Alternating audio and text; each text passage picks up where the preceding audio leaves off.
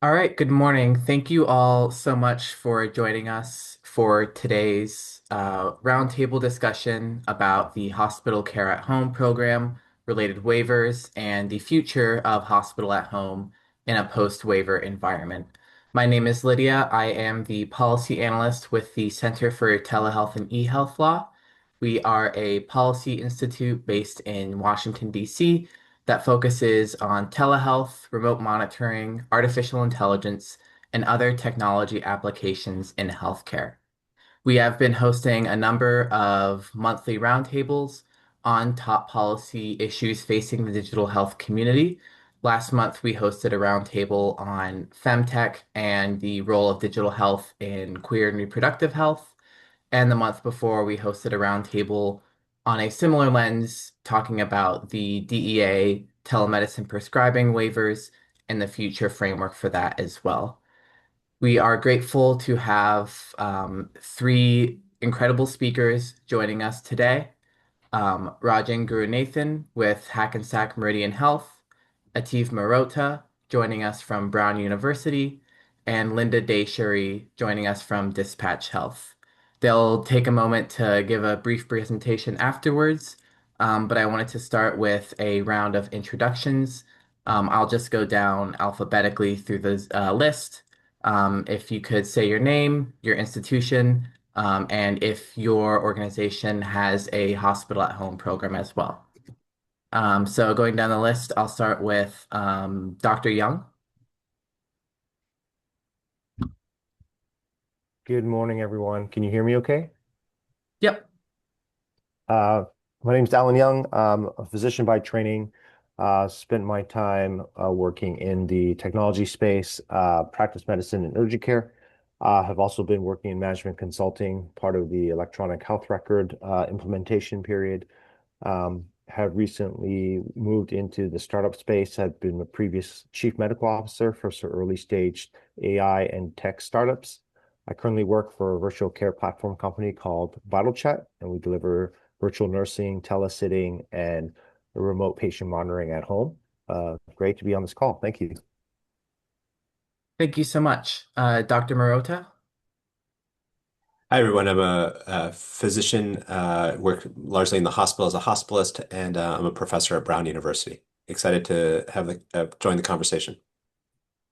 Blake. Hi, folks. Name's Blake Halliday. I am the Director of Regulatory and Legislative Strategy for Nightingale Education Group, and I'm also a registered nurse. Happy to be here. Great. Chi-Ying Chu. Hey everyone, my name is Jiaying Cho. I'm a research scientist here at University of Alabama in Birmingham.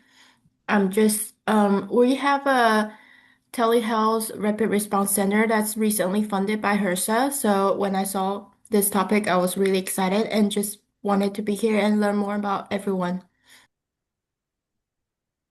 Thank you so much. Krista. Hi, my name is Krista Anatoli. I am CTeL's Executive Director. And David.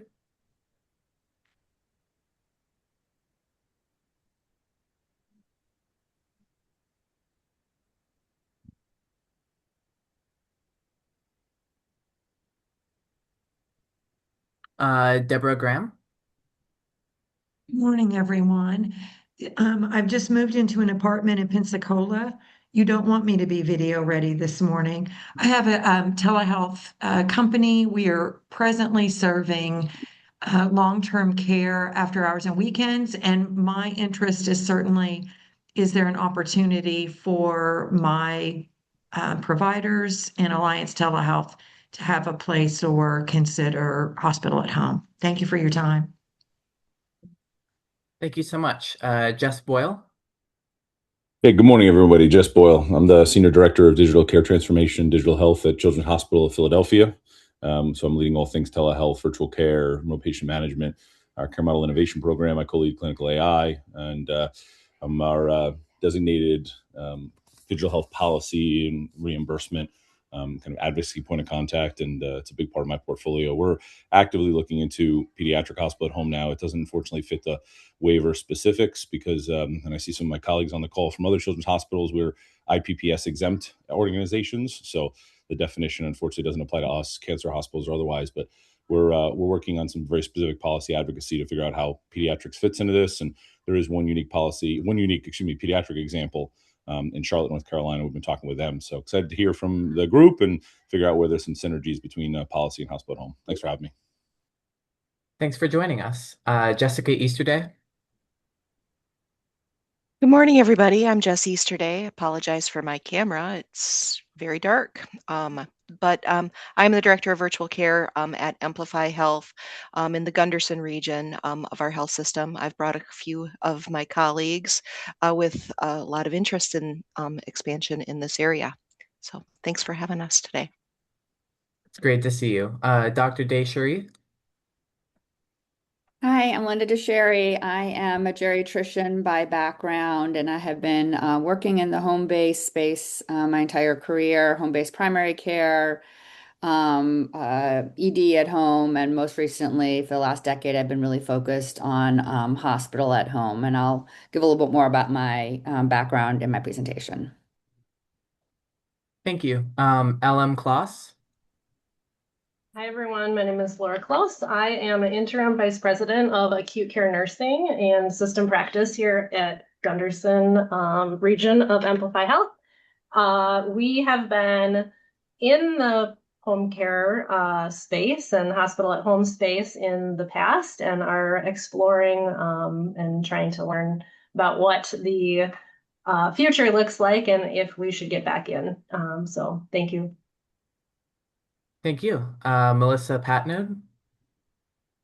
Good morning. I'm Melissa Patnode. I'm the leader on the Amplify Bellin Health side for our hospital at home program. We've had our program running since 2021, off and on with pauses, during the government shutdown, et cetera.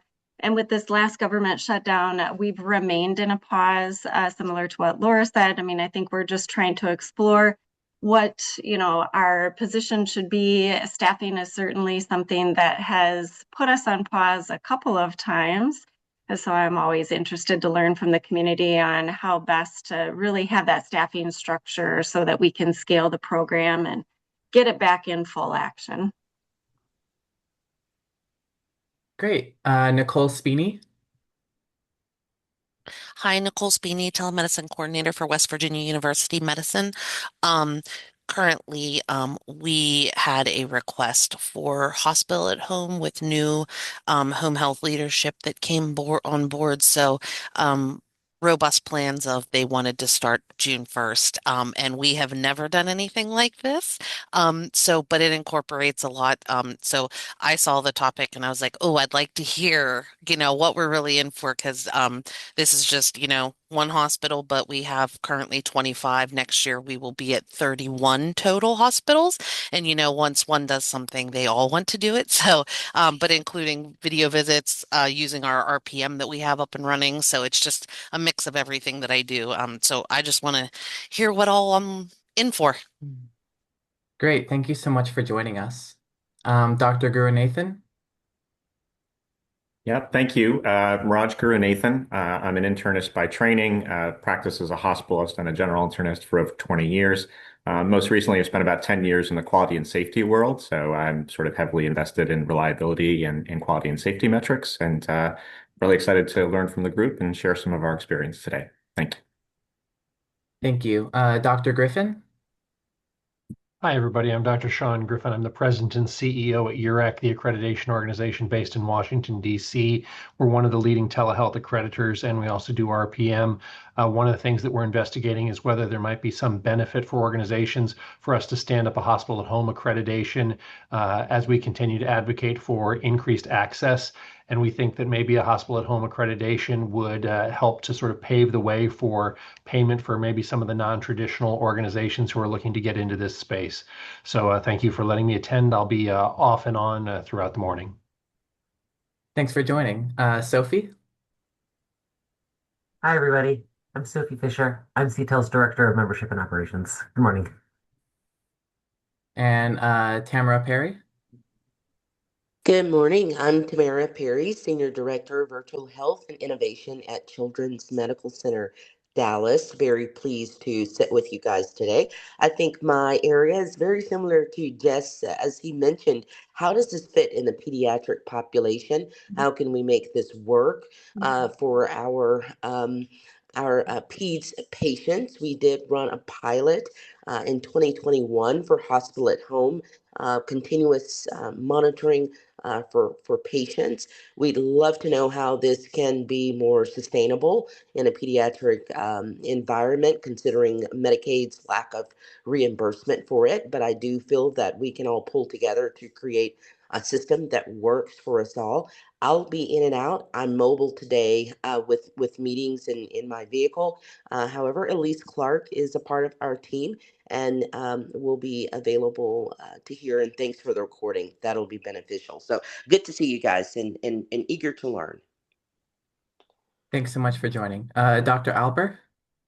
Yeah, hi, Eric Alper. I am the Chief Quality Officer and Chief Clinical Informatics Officer at UMass Memorial Health and also practice as a hospitalist, internal medicine. Every now and then I do shifts in the hospital at home. We have a hospital at home program since 2021.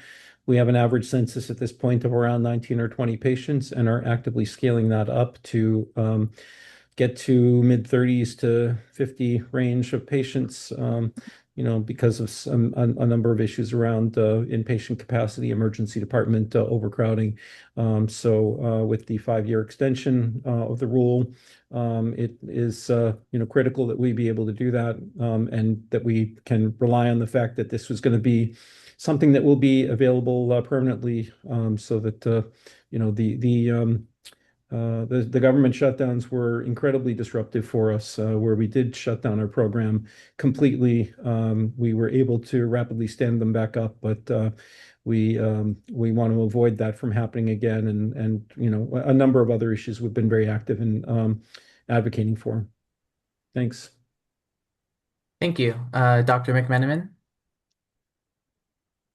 Morning, Joe McMenamin. I am a physician attorney practicing law with Christian and Barden in Richmond, Virginia, focusing on the law of artificial intelligence in healthcare and digital health.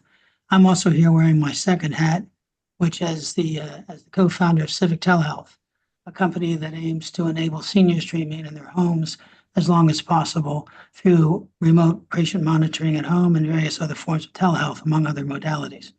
Look forward to learning from you all. Thank you. Thank you. Katie Swanson?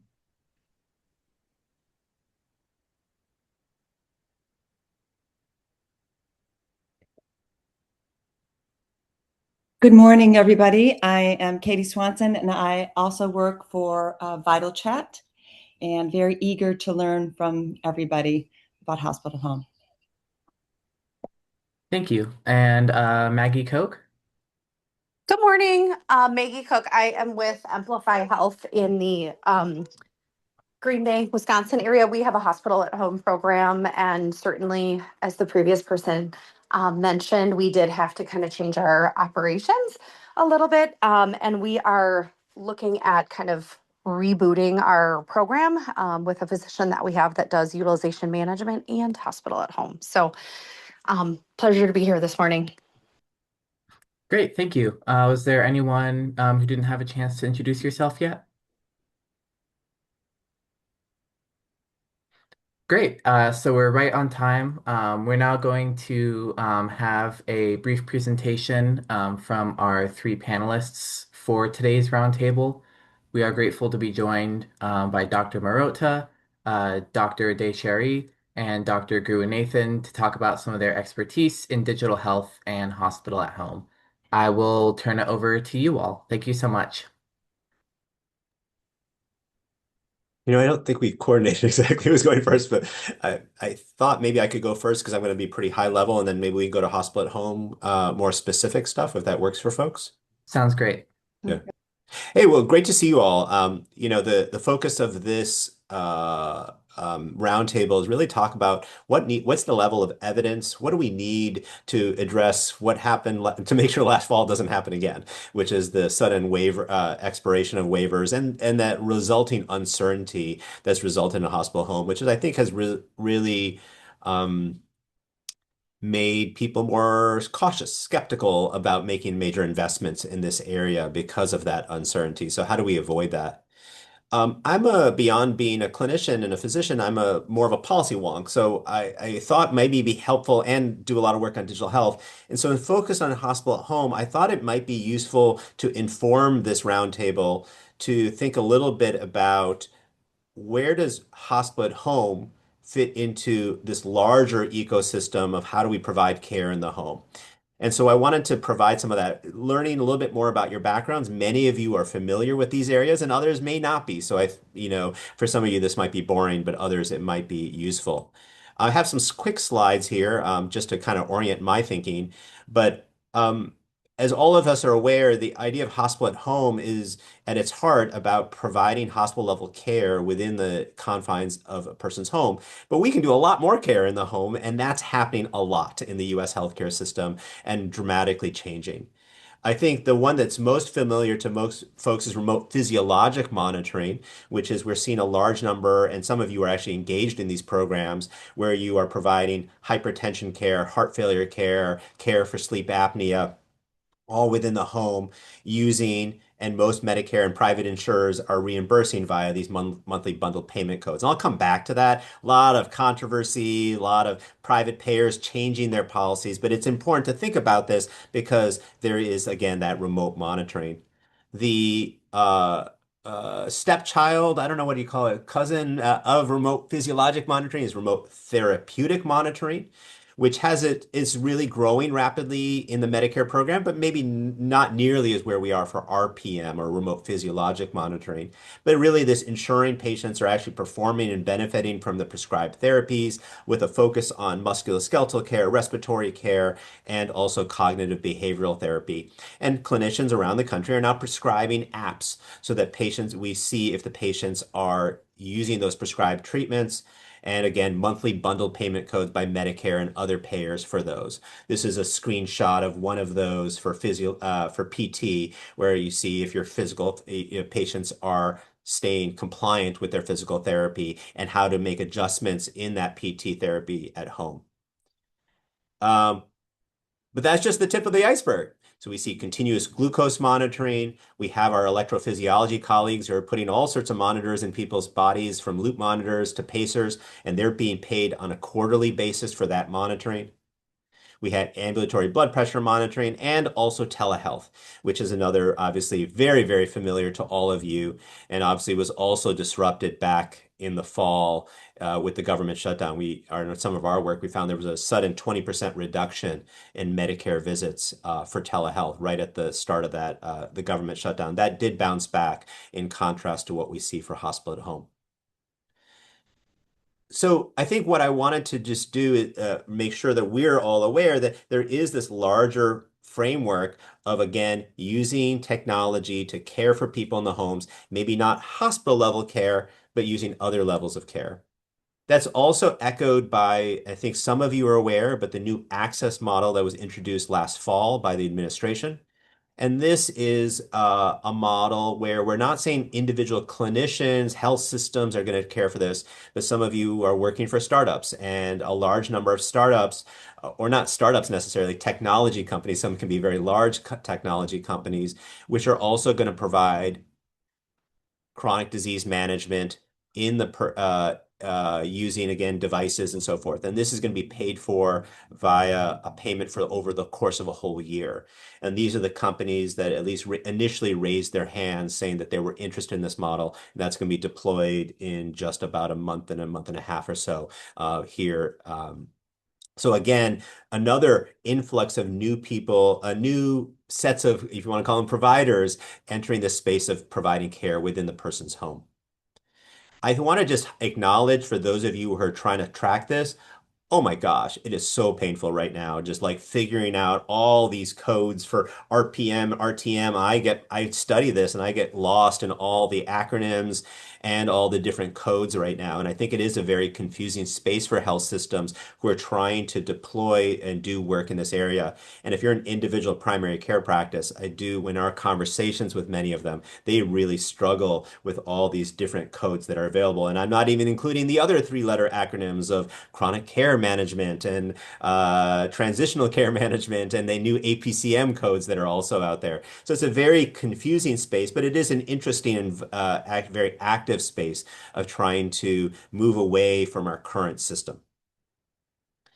While it's very exciting, the other places the numbers are growing. These are data from Peterson Center, but we have some of our own internal data from 2019 to 2023 showing the number of people receiving RPM, that's the first one, the physiologic monitoring, in Medicare, Medicare Advantage, and in Medicaid, and all the curves are growing. And we've seen in 2024 and 2025, the numbers have even increased even further. So really an area of tremendous amount of investment and activity. And similar trends we're seeing for other forms such as RTM, though smaller to a degree, an order of magnitude lower, but growing rapidly. It's a lot of money. Acute hospital at home in some ways is rounding error compared to what we are seeing here in terms of these areas of investment. This is the amount of money spent on RPM services within the Medicare population at 195 million or so in 2023. And again, much bigger numbers for 2024 and 2025. That has both been exciting because there's some evidence that remote RPM is helpful, but led to a lot of concerns about overuse. And I think those could inform some of our conversation about acute hospital at home and thinking about where the government is, where payers are. There's been concerns that there's a lot of low value use and a bunch of this money is being wasted. So while again, there's evidence that it's helpful, there's also concerns that a lot of people put on these monitoring things. It's just they're doing fine. Why are we spending money on them? No limits on monitoring length. And the main thing, and I think maybe would be critical for our conversation, is that there's concerns, there's weak criteria for patient eligibility. We want to target this, but we're not currently targeting it. And there's also blunt price setting, which does not account for patient characteristics as well as the true costs of providing this care. And that's been another area of substantial controversy. That's been fueled to some degree by some of you have seen in the last year, a number of DOJ lawsuits targeting what they see as fraud in the RPM program also. So I want to make sure that I highlight it as acute hospital at home is moving forward. We have this other track. The last thing I wanted to mention to again frame this conversation is about home health. When home health was introduced in the mid 80s, well, when it really grew in the mid 80s, it was targeted and highlighted as home health is amazing. Home health can be a mechanism so that people who previously would have gone to a skilled nursing facility can now be cared for in the home, not using technology per se, but having nurses come to the home and provide care. And it had a lot of traction and people were very excited about it. However, as many of you are aware, and some of you might have lived through this, there was a tremendous amount of surge in Medicare spending, where it went from 2.4% of all Medicare spend to almost 8% by 1994. And then a huge pullback as Medicare has now, over the last 30 years, tried to, through payment reforms and eligibility criteria, try to ensure that home health is being used appropriately. I only bring this up in the context of acute hospital at home because, again, the concerns were weak criteria for patient eligibility. And I think this sort of experience is going to be driving a lot of the conversation as people think about what is the evidence base that we need for acute hospital at home to make it fully permanent. So I hope that's helpful. I'm not sure some of this is a trip down history lane, and I know many of you are familiar with this, but I thought this could be useful. And so I'll turn it over to Sherry. I'm sorry. Is Raj, are you going first? Or I actually don't know. Yeah, Or I'm happy whatever. to jump in if that's okay. Yeah, perfect. All right, terrific. Well, thank you for that. And I appreciate the opportunity to kind of share some of our evolution in the hospital from home space at Hackensack Meridian Health. And I think, just in hearing the breadth of experience on the call, it's interesting to hear that we've got some people who are starting with programs and some people who are in the middle of programs and some people who are maybe slightly more advanced, right? And I think that that's exactly how I view this space, right, in terms of major trends and issues, because I think there are certainly issues around launch. I think there are certainly issues around maintenance, and I think there are certainly issues around maturation, right? And so those are three critical points as a starting conceptual framework for us to think about, right? And when I walk through the background of Hackensack Meridian Health's journey, I hope some words that are going to resonate with you are intentionality, reliability, and detail, right? As we talk about sort of our growth and progression. And so when we first started in 2021, as part of the waiver program, it was simply a dip in the ocean, so to speak. Hackensack Meridian Health is the largest integrated health system in the state of New Jersey. So we have 18 hospitals. We have, from acute care centers to, skilled nursing facilities. And so we've got a full continuum of care, right? And so for us, being innovative and really just understanding about how a care continuum could evolve and what cost of care might look like in a future world, we said, hey, let's just dip our foot in this water in 2021 with the waiver programs.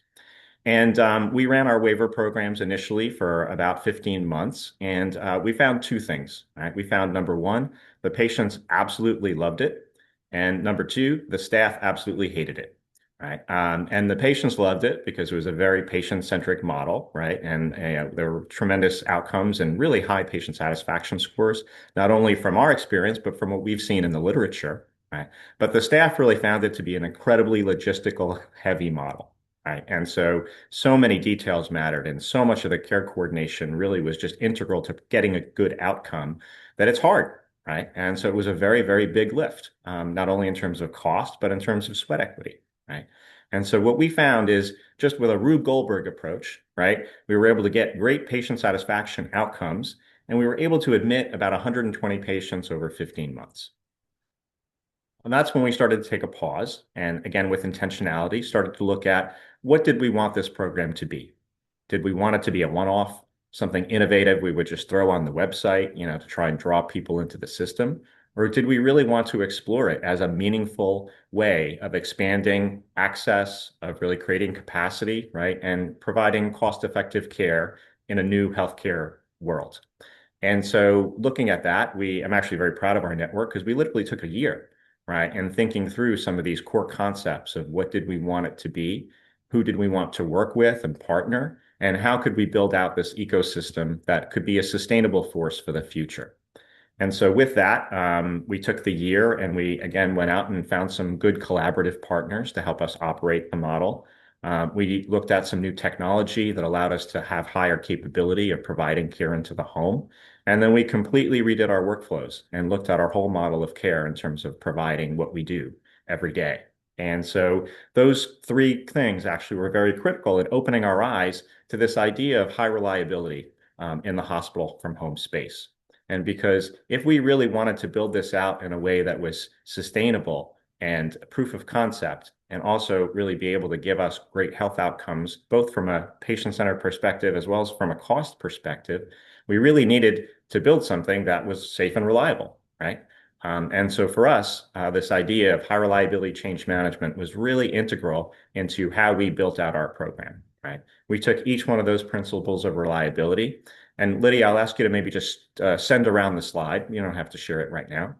But we actually walk through each one of those principles of reliability, right? Starting with preoccupation with failure. And what were those failure modes that could get us to have problems, right? And it started with acceptance of the model from the very beginning, right? Then it worked into the technology and the workflows, as an example. And you could walk through each one of those reliability principles, sensitivity operations, for example, right? And talk about how much our care pathways and how much of the care coordination was really critical, right? And the workflows. And you could walk through, again, deference expertise and reluctance to simplify and all of it. And there were certain things in there that were very useful for us in defining our operational model, right? And so reliability became our key focus. And that then ultimately allowed us to, work from this maintenance phase into what we are now hoping is a maturation phase, right? And by integrating these principles, we've actually now been able to scale our model to a completely different scale, where now we do 150 admissions per month. And we've done 2,000 admissions in the model in the last 2 years. And so coming from 120 and 15 to 1,000 patients a month, for example, and 150 per month, right? That was a huge, huge jump for us. But we've done it in a very sustainable way, right? We've had no serious safety events in the 2,000 patients. We've had no hospital-acquired infections in the 2,000 patients. We've had no at-home mortalities in the 2,000 patients. And our readmission numbers, our discharge home numbers, our escalation rates, they're all well below what our brick and mortar teams are with similar cohorts. So we found it with intentionality, right, and with focus and with some specific attention to detail that this is a sustainable model for us. And we actually make money in this model now. And we make money based on not only the cost of care, but on the revenue generated from the cases. And so there's a savings and there's a revenue generation both together that fall into this. And you couple that with patient outcomes, again, that are very, very competitive with all of our brick and mortar hospitals. So for us, this is a model that's going to stick. Now that there's some regulatory backing behind it for the next 5 years, what we're looking for next is that maturation phase, right? And how can we really be better? And to some of the points that were raised, what is the technology that needs to be used and can be used in a good way, as opposed to just being used for the sake of being used, right? And what is the return on investment on everything that we put into the model? And so as we look to our next phase, we're thinking about some things that you all have mentioned, like populations, for example, like cancer and kids. We're thinking about standards of care, such as accreditation and other things that are going to give this model more backing. And clearly, we're interested in reimbursement, right? And so for us, the three sort of cardinal issues moving forward are really going to be about capability, fit, and finances. Right? And so the capability relates to how can we take care of, higher level, sicker patients and multiple different patient groups. The fit really refers to how do we align ourselves as a part of the care continuum within our health system, right? We are no longer a novelty. We actually should be something that is part of how we care for heart failure patients, or how we care for, again, cancer patients, or how we care for other populations of patients. So fitting and into sort of, being a core cog as part of our arsenal at HMH. We can take care of you in your home. We can take care of you in an urgent care. We can take care of you in the hospital. We can take care of you in ambulatory care, for example, right? So there's a lot of synergy that fits as we're looking to build out that ecosystem. And finally, the finances, of course, really have a large play into this. It's a very expensive model to run, right? For us, we have a census every day of 25 to 30 patients, pretty much. And it costs us, $10 to $13 million to run this model per year, right? So it's an expensive model. But again, if you run it and you run it well and you run it efficiently, it can make you money and it can actually bring back outcomes that are very favorable compared to other things that we're doing. So hopefully, in a nutshell, in a short framework, I've been able to kind of walk through some of the key issues I think that we faced, some of the things I think that we've attacked and the way that we've attacked them, and also just provided a little bit of a thought for what the future might look like. I'm happy to, I don't know if we're taking questions or anything now, Lydia, or should we just kind of move through with the presentations? Yeah, if you have questions, feel free to put them in the chat, and then maybe after all the presentations, we can have a brief Q&A before going into the discussion. Great. Thank you. So I'm going to just talk a little bit about some where I work today, where I've worked in the past, and another project that I'm very passionate about that are all in this space. So I'll do it a little bit as a history lesson. So as I said, I'm Linda DeSherry. I'm a geriatrician, and I started my career doing home-based primary care, going out with my backpack and seeing homebound older adults, and realized quickly that these patients needed hospitalization, didn't do well. As soon as you called 911, what happens? 911 will never leave them in place. They end up in the emergency room, and then they're going to get admitted. They're going to board, which we all know has poor outcomes if they board in the ED. And then if they go to the inpatient unit, they almost inevitably are going to, if they're really frail and older adult, they're often going to be sent to a SNF afterwards for subacute rehab. And so how do we break that cycle was something that frustrated me very early on. I knew how to take care of these patients, but I didn't have the mechanism to get oxygen in 2 hours and a nurse to come twice a day to do things that were needed beyond, what a home health episode would do. And so, as everyone knows, hospital at home has been around for a while, but in the United States, it kind of came here in the mid '90s, but then was stalled because of these payment issues. I was at Mount Sinai in New York City, and we were fortunate enough to get a CMMI award in 2014 to look at hospital at home for the Medicare fee-for-service population and develop a payment model for that. So this is all pre-pandemic, pre-waiver. We did successfully take care of patients, show these exact same outcomes. We had matched controls of patients to show those outcomes. And then we did develop a payment model and propose it to the PTAC.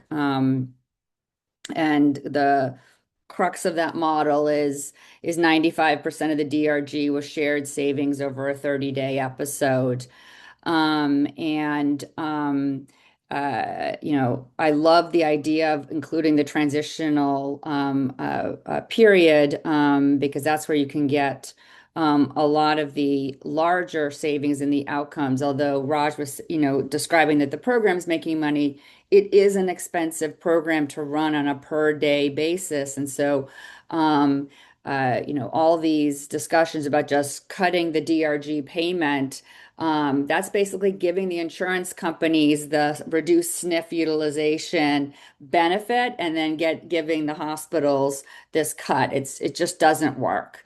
And so we knew that back then with that payment model.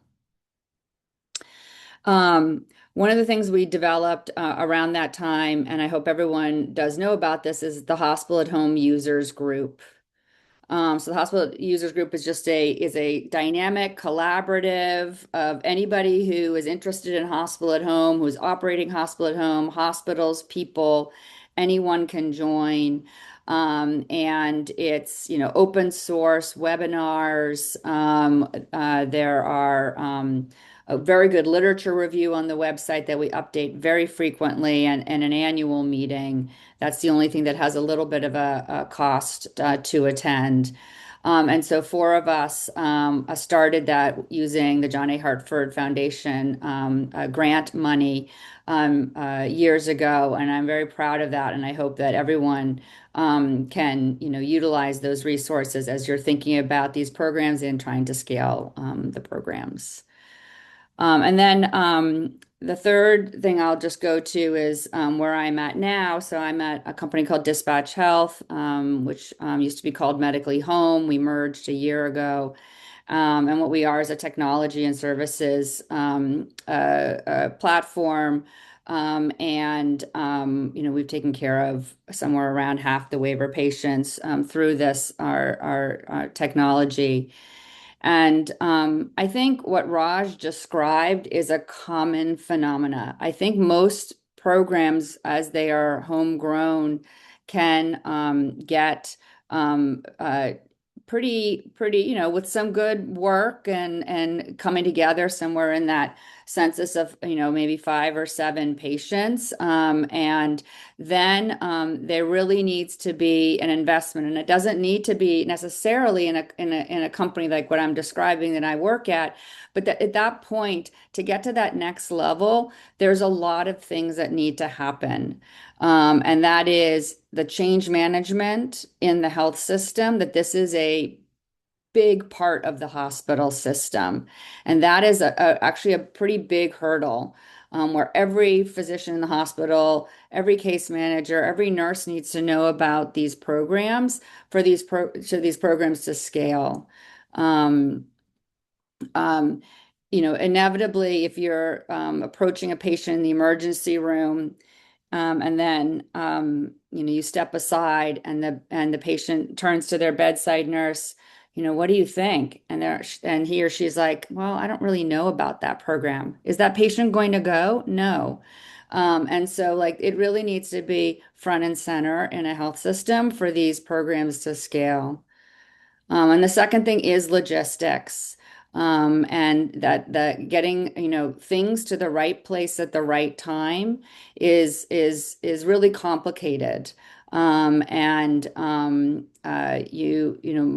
hospitals don't know a lot outside of their health system. They may have a home health company, but it's very few hospitals that have, DME, home-based nursing or paramedics, ability to get oxygen quickly, home health aides, meals, all those things. And so you're inevitably contracting with other people in your community, and those logistics are complicated, which you can manage at the small scale, but you really need to figure out how you're going to do that at the larger scale. And the third thing I think that is really important as you grow these programs is that uh, I think that we're thinking too much in silos today. Hospital at home, super important. It's what I've really dedicated my career to in the last 10 years. But it really needs to be the whole home-based ecosystem. And so every hospital might choose different things of what that might be based on their initiatives. But it's really important that it's not that neurology as a home visiting program over there, the main medical center has a hospital at home, someone else does some, home-based urgent care visits, and they're not all coordinated and working together because we need to share resources for dispatching someone into the community, but we also need to share like how that is divided up to the right resource within a health system. So I really think we need to think about that broader ecosystem. I'll just give one example. When I was at Sinai, we had SNF at home and hospital at home, use the same in-home providers. And, the hospital at home, you need your 2 nursing or paramedic visits every day. That has to be. But if you admit a lot of patients, that can be a tight resource. And then the next day, you don't admit maybe as many patients, and you have some downtime for those resources. So when you have something like a SNF program where you have that flexibility to mix in less, like you could put on that lower census day, more nursing visits into the SNF program, that's what I'm talking about. Shared resources, figuring out the right care for the patient, and being able to sustain all these programs. So those are just 3 thoughts I had that I wanted to end with regarding how to scale the programs, and happy to take any questions. Great. Thank you all so much for sharing your expertise. We have a couple questions already in the chat. If you have more, feel free to write them in the chat or raise your hand or just unmute. But the first question I see is, what is the best evidence for the efficacy and cost effectiveness of RPM? Yeah, so it's gonna one of the things with RPM is it's gonna vary quite a bit based on the clinical condition. So they're from heart failure to hypertension to COPD to et cetera. So I think it's and that has driven so for example, in the area of heart failure, we haven't seen as much strong evidence that it's effective through some good clinical trials. But while in hypertension care, I can put in the chat some better studies some studies that found some benefits. So it is going to vary, and that has made it a little frustrating for health systems and others in this space because based on that evidence, some health plans have said, okay, we'll cover this one condition, but we won't cover this condition. And that makes it just much more complicated in terms of implementation. So, but I'll put some of those, but the key thing I wanted to emphasize that it's not, RPM is not good or bad. It's going to depend on the condition and the patient population. I'll also highlight that CTeL had held a webinar a few weeks ago with some RPM researchers. If you're interested in learning more about some of the current research going on surrounding RPM. We have another question asking, can you share how you scaled up your program I think this was for Dr. Gurunathan and Dr. Desharry. Sure, thanks. I can jump in first on that one. So I think there were probably three things that we did in particular. Number one, we spent a lot of time socializing the model and proving to our medical staffs that the model had some legs, right? And so we relied very heavily on evidence from other programs and evidence that was out there in literature to just help establish a framework for why this potentially is useful in the universe. Right? So number one, a lot of time, and I can't underestimate that in terms of value, right?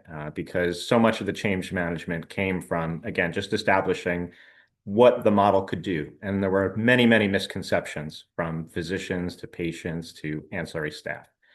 So can't beat that drum enough.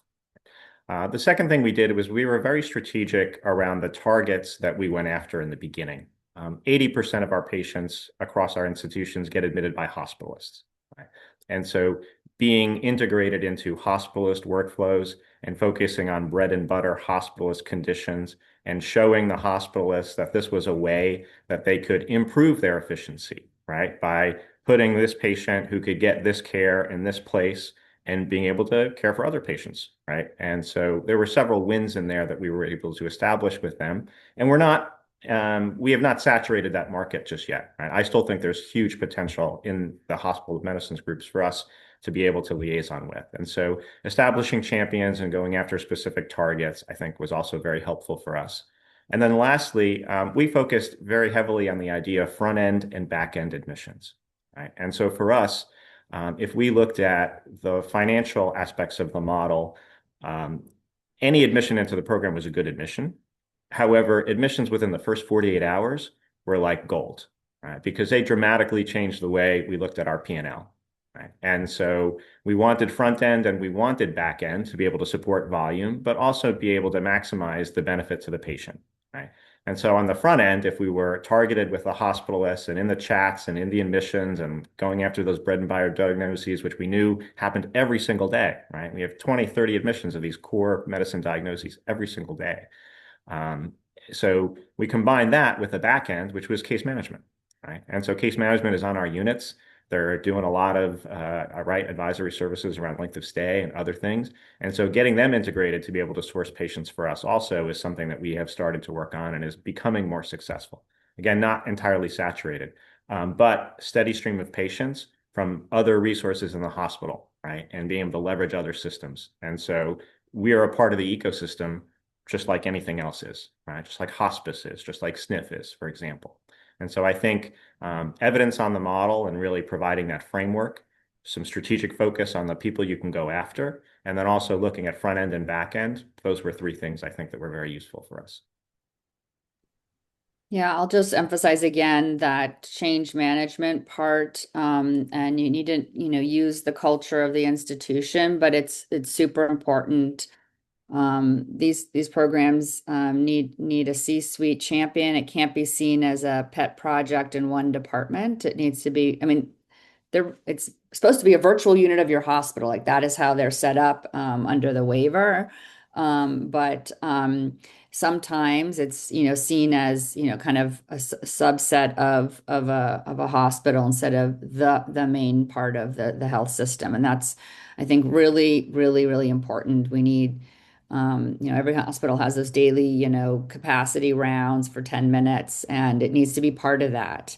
And people need to have, like you said, Raj, targets for these programs. Those are all extremely important for these programs to succeed. And ultimately, it shouldn't be the hospital, although it starts this way, but the hospital at home programs usually start by trying to identify patients and pulling them into the hospital at home program.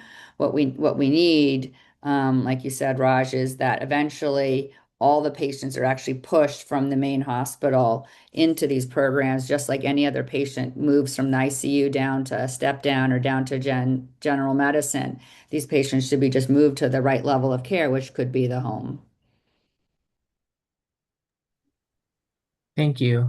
We have a question from Dr. Griffin asking for each of the speakers, what do you feel is the number one need to support continued growth?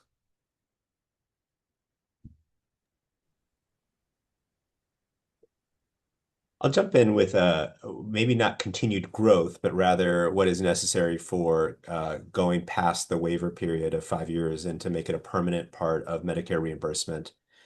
My instinct is that is more and more evidence that it does not increase the hospitalization rate. I think that that's the key question. I do sometimes hear hospital CEOs say, "Hey, this is going to be awesome. Instead of managing 500 patients in our inpatient sample, we're going to have 550 or 600." And the question then comes up, well, that means an increase in the number of people who show up in the ED who are hospitalized, and then that's going to mean increased overall payment. Now, there have been some clear guidelines and restrictions on, it has to be a hospital level patient, but that is the question that I hear a lot from the policy community, which is that if this became ubiquitous at every hospital in the nation, would we see an increase in hospitalization rate? And to try to demonstrate, to see if that's occurring. So that's the first one that I would say. Linda brought up this other issue that I do think that it's going to have greater traction. I said I don't deny that these are very, very, very expensive programs, and to have people driving to people's homes, the equipment costs, etc. But to make it permanent, I do think that a reduction in the reimbursement per hospital at home is going to be more likely. So that's not evidence, but that's rather a policy agreement from the hospital and home community that we could take 95% on the dollar. I think that would probably increase the likelihood that you could see it become permanent. So those are two of my thoughts. I'm curious what Raj and Linda think. Well, I'm just going to reply to that. I mean, what we have seen when an MA plan or a commercial plan has said 95%, then those hospitals keep all those patients in brick and mortar. Those guys go to BAM, stay in BAM, and then we will take home all the patients we're getting 100% of the DRG. Because why take a pay cut? So I think that's very much of a perverse incentive. So we'll take all the Medicare fee-for-service that are now, full DRG payment to hospital at home, and the whatever insurance that's giving 95%, they only stay in brick and mortar. That's a real concern about doing this. And we're giving them a discount already, right? They are not getting these patients to go to SNF.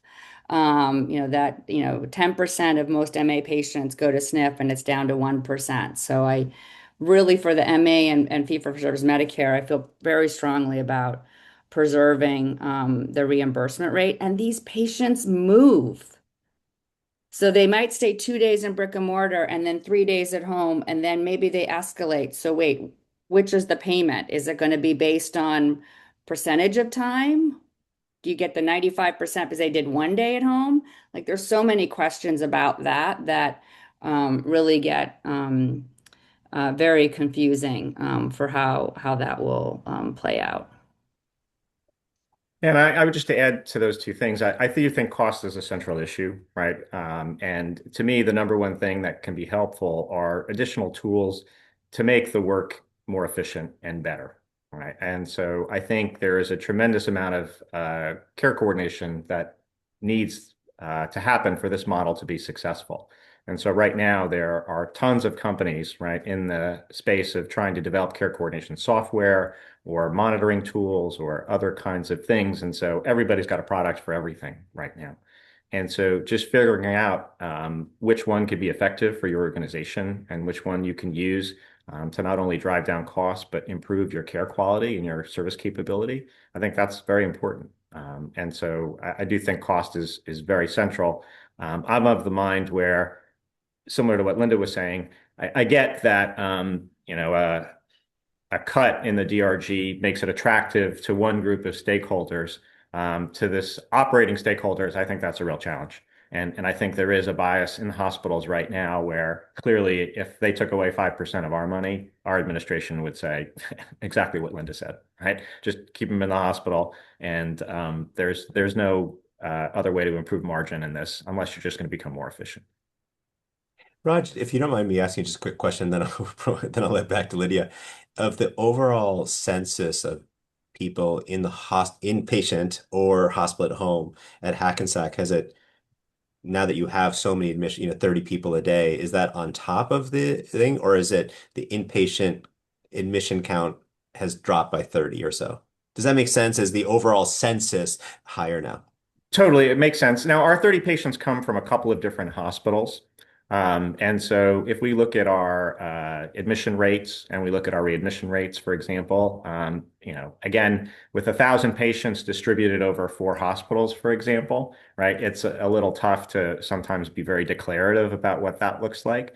But I would say when we just look at our admission rates and our bed capacity and our occupancy and all that, occupancy has actually gone down a little bit.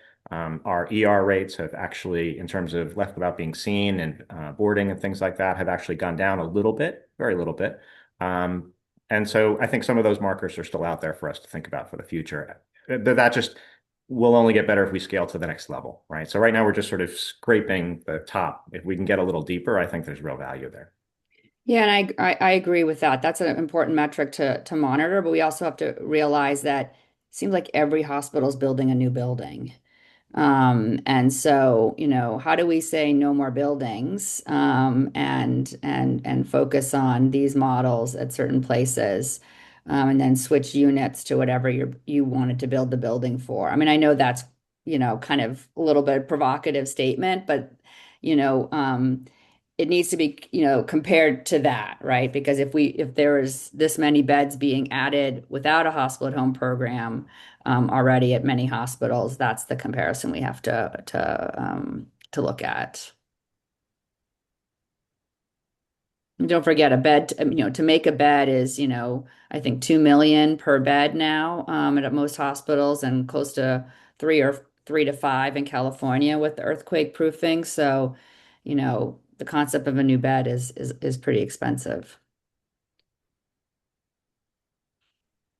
We have a question from Laura asking, can you share how hospital at home or care at home programs fit within your organizational structure from a leadership and oversight support structure?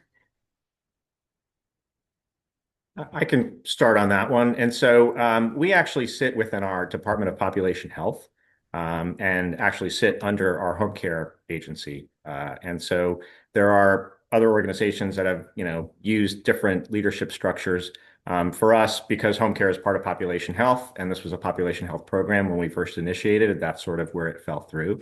Now, I think one of the things when you look at organizational models is those things could be additive or they could be competitive, right? And for us, we're actually looking, just as Linda was describing, right, to now help build this into our home-based ecosystem, right? As opposed to the hospital-based ecosystem, which it is helping, it is actually building out the home-based ecosystem. And so for us, that was a conceptual point that we wanted to really emphasize for the future.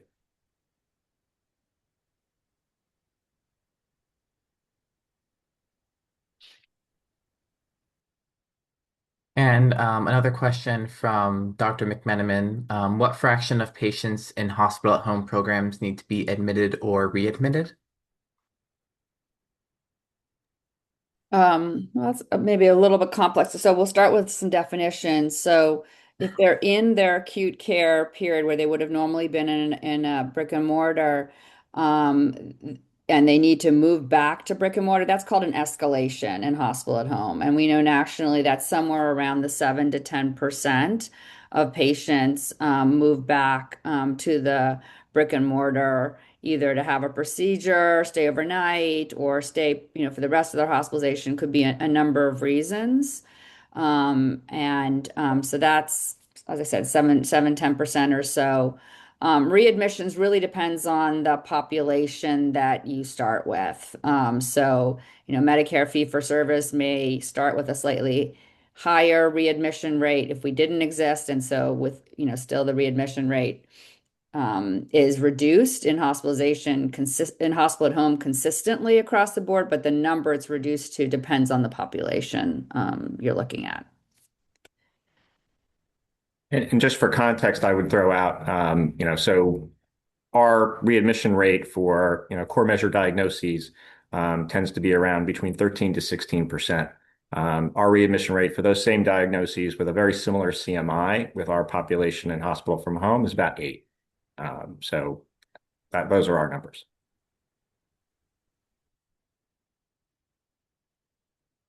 And then from Iris Berman, the average cost of 1 month of SNF in the New York metro area is 12,000.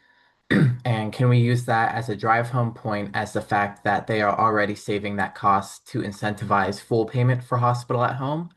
And do we have data that proves less patients require SNF nationally? Yeah, and so I'm really talking about subacute rehab and SNF, the like 2 to 3 weeks that someone's in SNF that's paid for by Medicare versus the Medicaid long-term staying in a SNF. So that's, one may lead to the other, but they're, very siloed in how you look at the finances of that. But yeah, there've been a number of both randomized controlled trials and case match control trials that show a reduction in subacute rehab SNF utilization post hospital at home. Great. I, Any I other? think the other thing I would just note is the BPCI initiative, to the degree that more and more hospitals sign up for bundled payments, and hospitals are now uh, having to bear the costs of care post-hospitalization, that's going to increase just in general incentives to make it hospital at home that much more attractive. So for a hospital, so just putting that in the larger thing of these bundled payment changes that are occurring nationally. I think also the inpatient only list of surgeries for 2027 is going to affect this. Now, of course, that's not a hospitalization, but where are some of those complex patients going to go is going to be an interesting area to see as that evolves.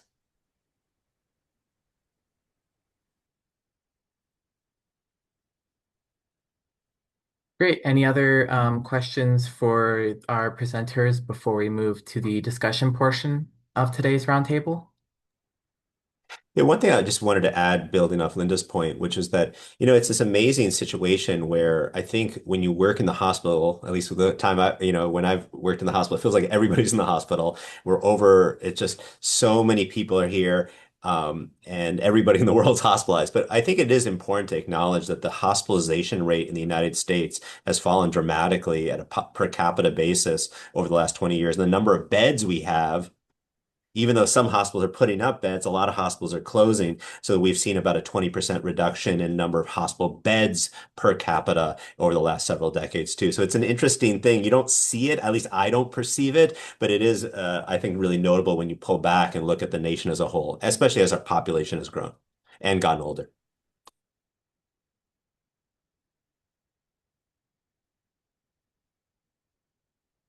Great. And of course, over the course of today's discussion, if you have any questions or thoughts, always welcome to join in or use the chat as well. I'll be keeping an eye on that. So now, since this is a roundtable discussion, we'll be moving towards more of a discussion portion of today's meeting.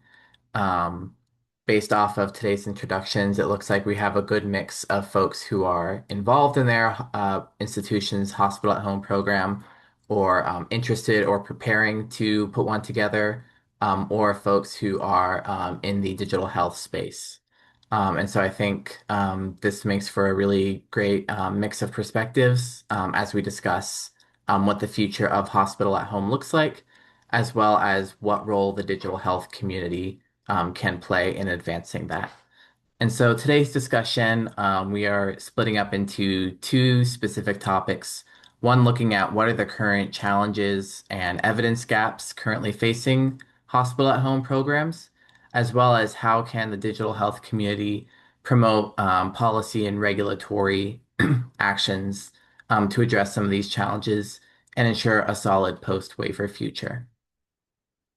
So to start, I put together some slides with some points from a few reports, one published by MedPAC and one from CMS, highlighting some of the considerations that these institutions are thinking through as they evaluate the current state of the hospital care at home waiver program and its future.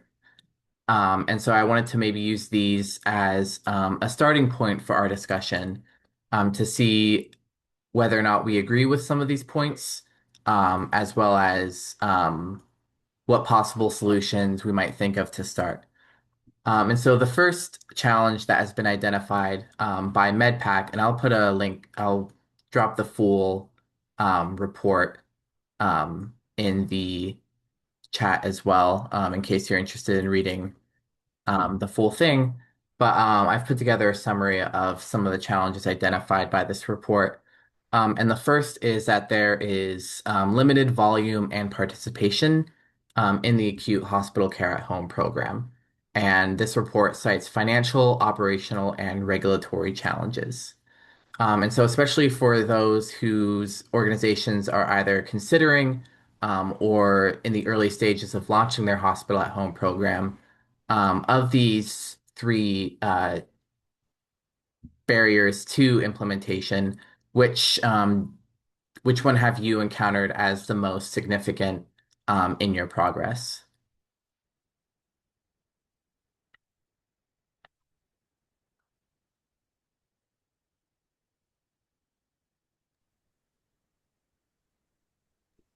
No, the question wasn't directed necessarily to me, but I can get the conversation started. I must say that some of the state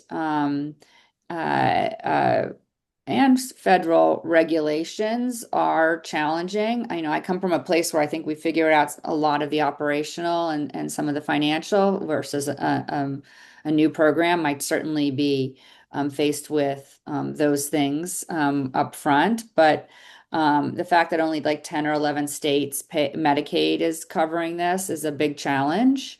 The rules and regulations about pharmacy in each state are incredibly different.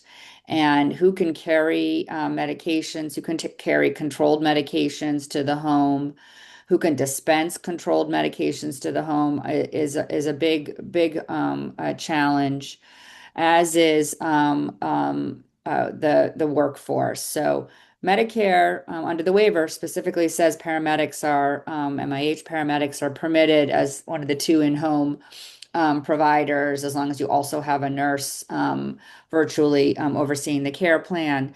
And but yet many states, that's incredibly challenging to operationalize with paramedics. And so, this is one of those things. If we could align that so that programs can get the full benefit of all these different workforces in the home. Similarly, nurses, some states require the nurses to be operating out of a home health license, but not necessarily the episode. Like all of that is really quite challenging when this is a hospital who wants to send a nurse to the home and they may not be able to do that.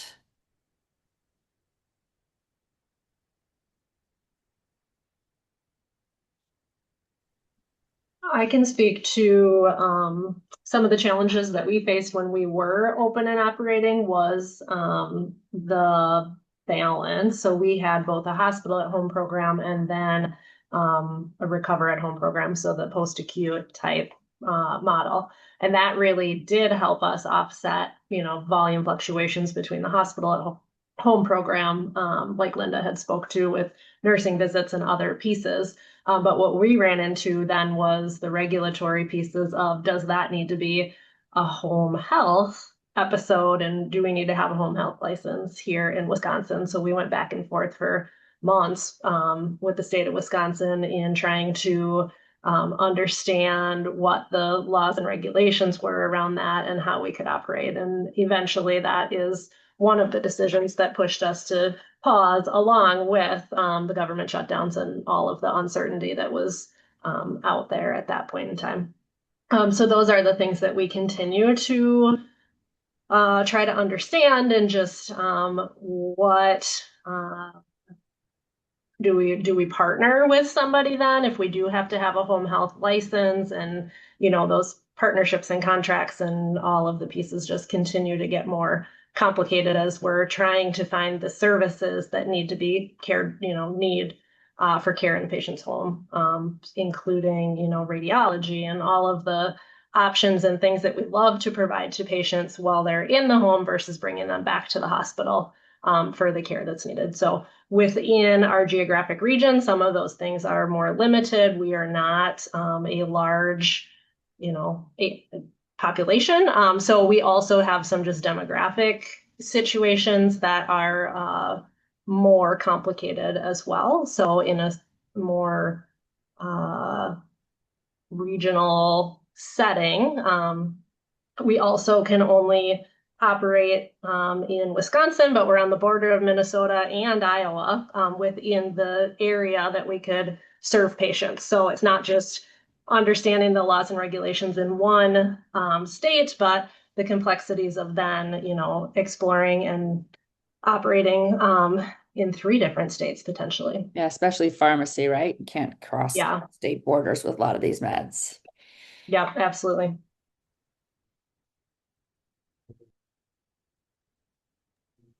I think certainly many of these things resonate as part of our conversation earlier. And the one thing that I am thinking of now as I'm just, listening and looking at all this is to me, if I had to define the number one challenge at this point, looking in hindsight, I would really think it would be defining what you want the program to achieve.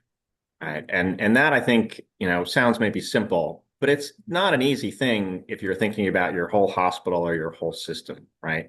If it is simply just trying to create a program that's very expensive, that seems like one-off and, is out there and maybe does some good things sometimes, I just don't see that as a sustainable model or really a useful value creation, right, for the future.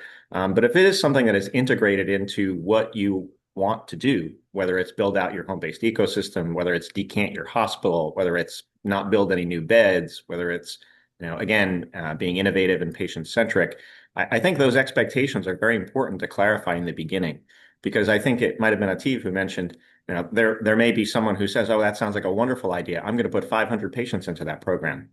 You're not going to put 500 patients in the program if you don't understand what it costs to put 500 patients in the program. And you're not going to put 500 patients in the program unless you know what you're going to get out of that, right?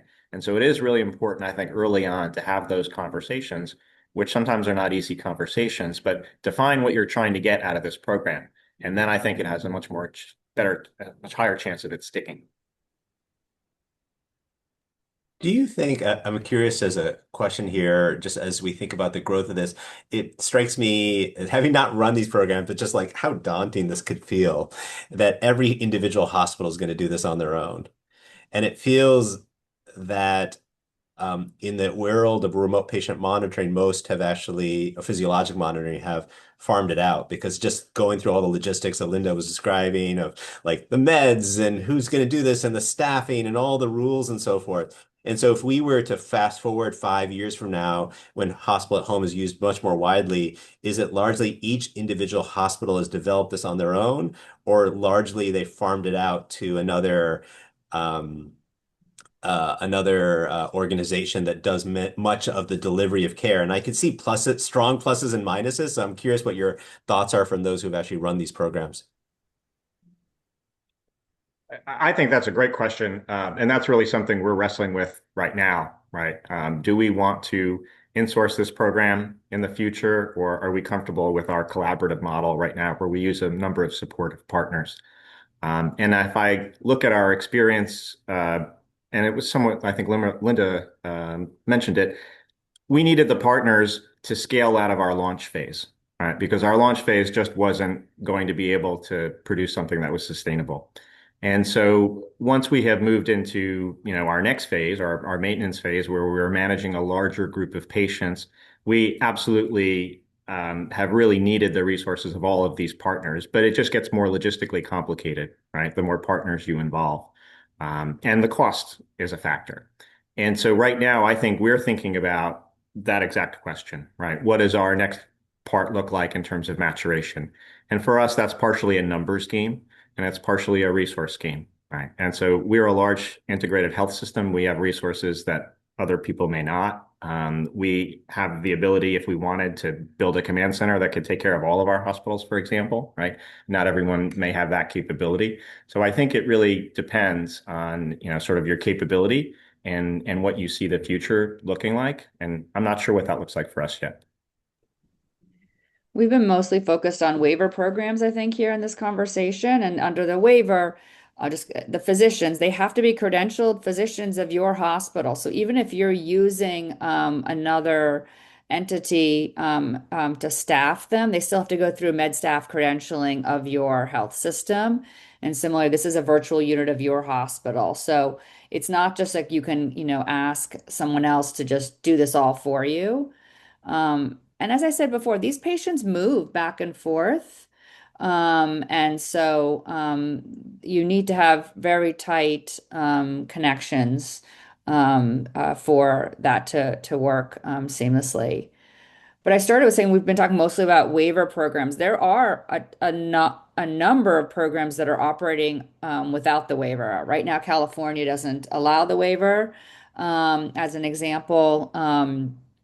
And so those are anybody who's operating there is operating under either an ambulatory practice or a home health license and providing inpatient level care. And the programs I know about still have the same kind of CMI and acuity of patients that they're admitting into their programs, but they're self-imposing that and operating as such. So I think that that's something to add here to Lydia, to your first, statement of limited volume participation. It- you know, the waiver is growing. I think with the 5-year extension, there'll be even more. So CMS and therefore MedPAC will have data that will, by the end of the 5 years, they'll be quite large. But there's a whole nother set of data for these other programs. And the Hospital Home Users Group is trying to collate that through voluntary participation of that data to be able to make sure that that's included in the understanding of these programs. For sure. And I'm wondering, for those on the call, whose hospital at home programs predate the waivers, how has the introduction of the Medicare Acute Hospital Care at Home program, has that changed the way that your program has operated? Has that changed the way we've seen programs operate, or has that more so operated in addition to existing programs?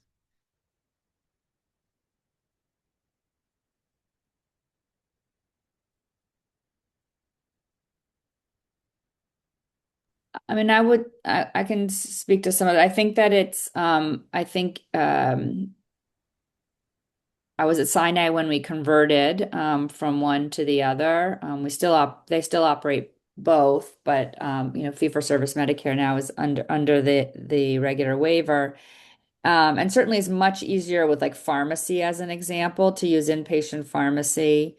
That tends to make things overall easier, and the change management to not have to discharge a patient to have them admitted into hospital at home. They're just transferred units. It sounds so like a simple thing, but for the rest of the health system to see that has actually, I think, been an important like change management thing. I mean, we had to get like legal to tell the ED docs pre-waiver, like even though yes, you are discharging the patient physically from the emergency room and the hospital at home doctors are taking them on, your liability is no different. The health system is going to, monitor that. But once it's just a transfer to the virtual unit versus upstairs, it's just much easier.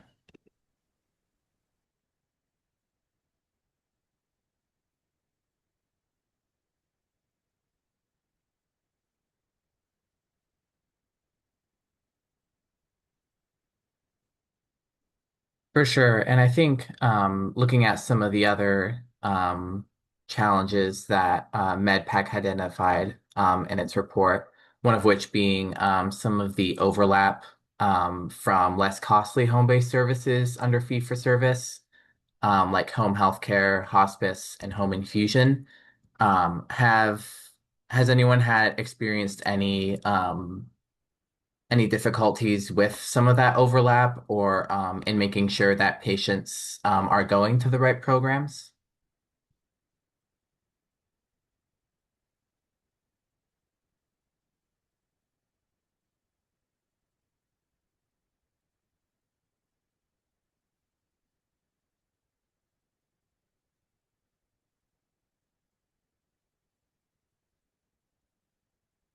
Which I also think speaks to the larger issue of cost compared to more traditional brick and mortar care. Um, there's been identified the potential for lower service volume but higher cost per unit of service. Is this something that is consistent with what we're seeing in existing programs or as we're building out these programs?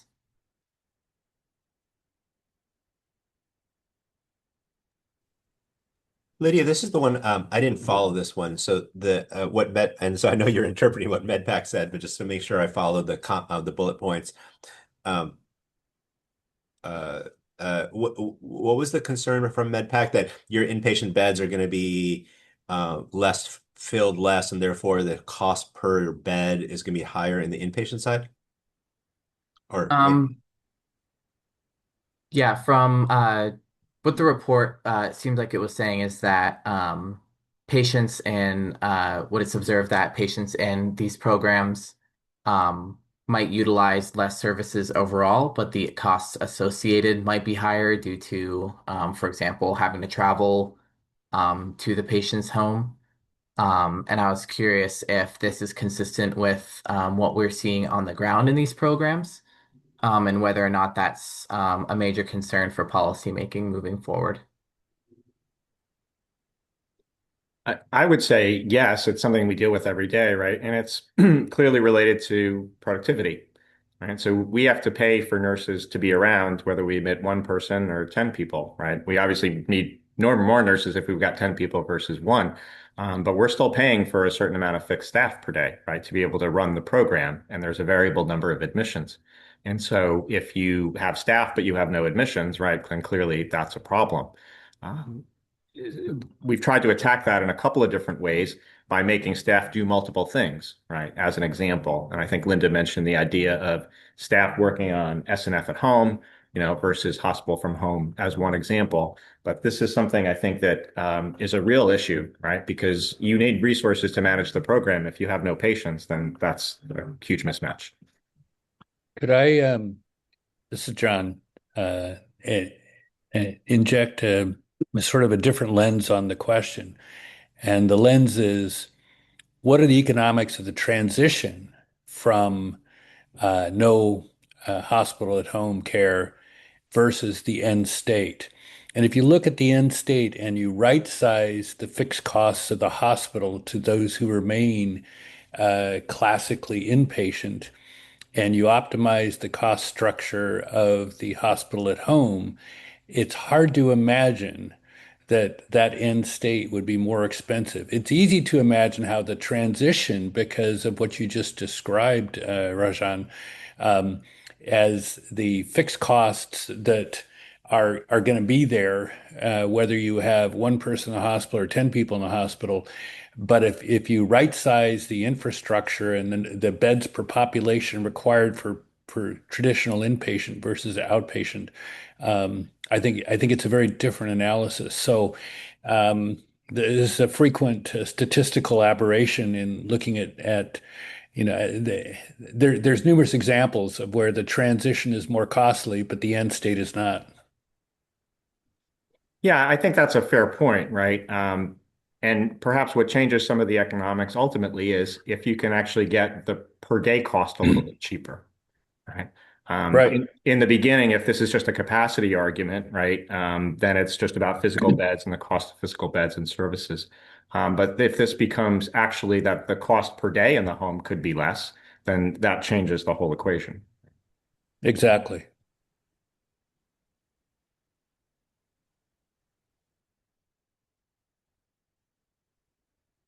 I've also dropped in the chat. This is a slide from a related report from MedPAC talking about some of the issues that has highlighted in its report as well.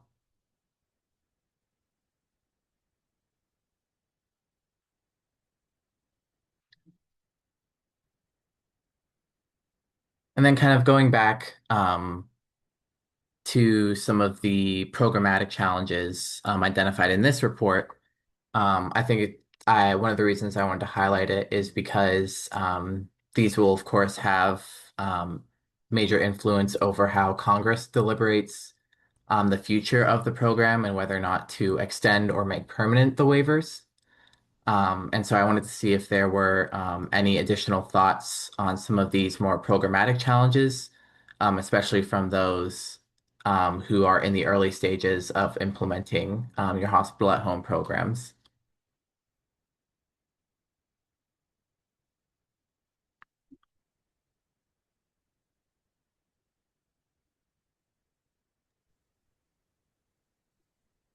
Lydia, you posed a question. I'll just add another additional question as opposed to answering your question, which is not very helpful.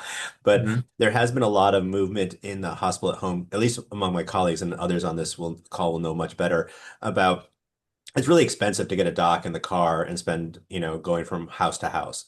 And so using telemedicine for a large fraction of those visits. But I don't really have a sense right now, and maybe Linda and Raj could speak to this, what fraction of the care at the physician level can be now provided in a hospital at home program on site from the physician versus not, because that does lead to a substantial amount of inefficiency in that context. And I don't know where the numbers are right now. I mean, we cooperate, somewhere around 20 programs across the country, and none of the physicians go to the home in these programs. There was a time where many of these programs had APPs who had the ability to go to the home as needed for that higher level visit. And almost all of them have closed that or stopped doing that because it was used so infrequently. The only programs that are still doing it are non-waiver programs who are admitting from the community. And so, again, for those of you who don't know all the details of the waiver requires that the patient must start in the emergency room or be on the inpatient unit, get an H&P done by a physician before they're transferred home. And so as a non-waiver program, they could admit from urgent care, or they could admit from, a home visit that's done by somebody. And so those programs, all the ones I know of, employ APPs to go to the home to do that equivalent H&P at a provider level to admit them in the program. Where will that go in the future? Can we do that? Can we even do an admission virtually? I don't know. But that's my experience. And currently, our program doesn't operate with any physician visits into the home. All the physicians are virtual, but the nurses actually go into the home. They're the eyes and the ears. And Krista has a question for everyone at the roundtable. Do you ever run into issues with internet connectivity? It's something we're always concerned about, for sure. And I think, as you evolve into this space, all sorts of things related to electricity and weather, right, and internet connectivity, all those things become very, very impactful. For us, the technology stack that we're using so far has not allowed us to have any issues with internet connectivity, but it's something we test out continually with every patient, and we continually test the technology to make sure that we have the bandwidth. You bring up a great point, Dr. Guru Nathan, because what CTeL on a completely separate project is looking at issues related to infrastructure for connectivity for patients. And what we found is a little less than half of Americans rely solely on their cell phones for connection to the internet. And so I was wondering if there's any of these patients that you're running into that predominantly, either for affordability or just accessibility, do not have access to Wi-Fi, so they have to rely on their cell phones to connect to the internet, and what is the impact on the program? Yeah, and I think Linda can maybe speak to the technology even better than I can because we share some usage in this. But my understanding of our technology stack is it is actually bringing the Wi-Fi router into the home, so the patients don't have to rely on their own Wi-Fi, but we're actually providing it to them for the program. Oh, that's neat. Okay. So, And so then, I'm exaggerating a little bit here, but most admissions happen late in the day, and you get home at 8 o'clock, 9 o'clock at night, and then no one can find their password. It's an elderly patient; they have to rely on their family member for that password. Again, all an exaggeration, but these are 3 to 4 day admissions, and you're coming home after having spent 12 hours in an emergency room. You're exhausted.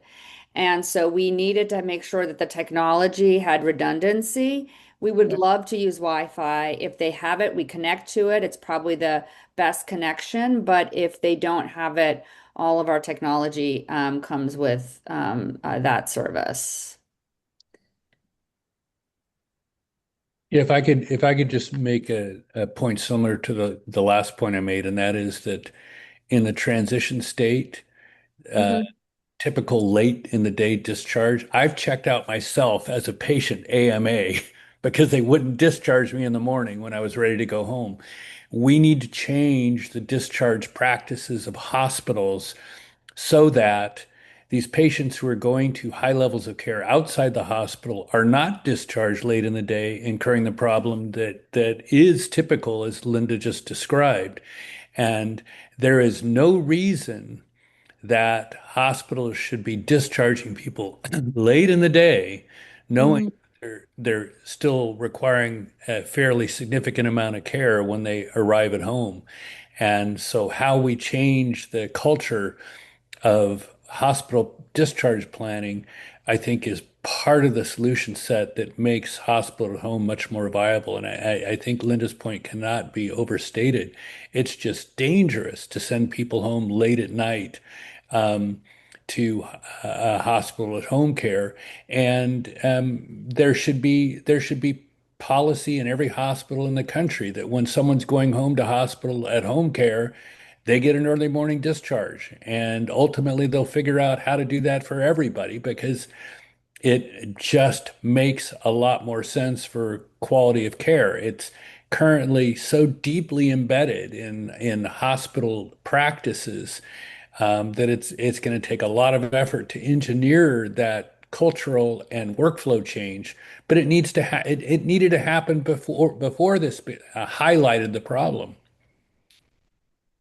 I don't. Agree. And many times these patients only arrive at 2 p.m. in the emergency room to start off with. So their workup is not complete till 8 or so. And it's still better to get them home because every night in BAM, has its limitations, especially elderly patients in the emergency room. So, but if it's coming from an inpatient unit and it's going to be transferred home, agree. We always, Raj and I just spent some time really discussing early in the morning transfers to hospital at home is a really important topic. Yeah, and just to tack onto that quickly, I think certainly wouldn't disagree with any of your premise on sort of that admission discharge mismatch that we typically see, right, historically. To augment Linda's point a little bit, I think one thing that we are trying to really emphasize within our hospital from home program is that we want admissions at all hours of the day, right? That are safe. And so we typically don't send people home after 7 or 8 p.m. Typically, but we like to admit up until 7 or 8 p.m. as much as possible. So if I can get you in the morning and you're ready, I want you in the morning. If I can get you in at 1 o'clock, I want you in at 1 o'clock. If I can get you in at 7, I want you in at 7, as an example. So it is that continual cycle that we're looking to get to, but as early in the day as possible helps feed that for sure. Dr. Griffin? Yeah, just a question. I'm sorry, I had to drop off for a little bit. So if this was covered, I'm sorry I missed it.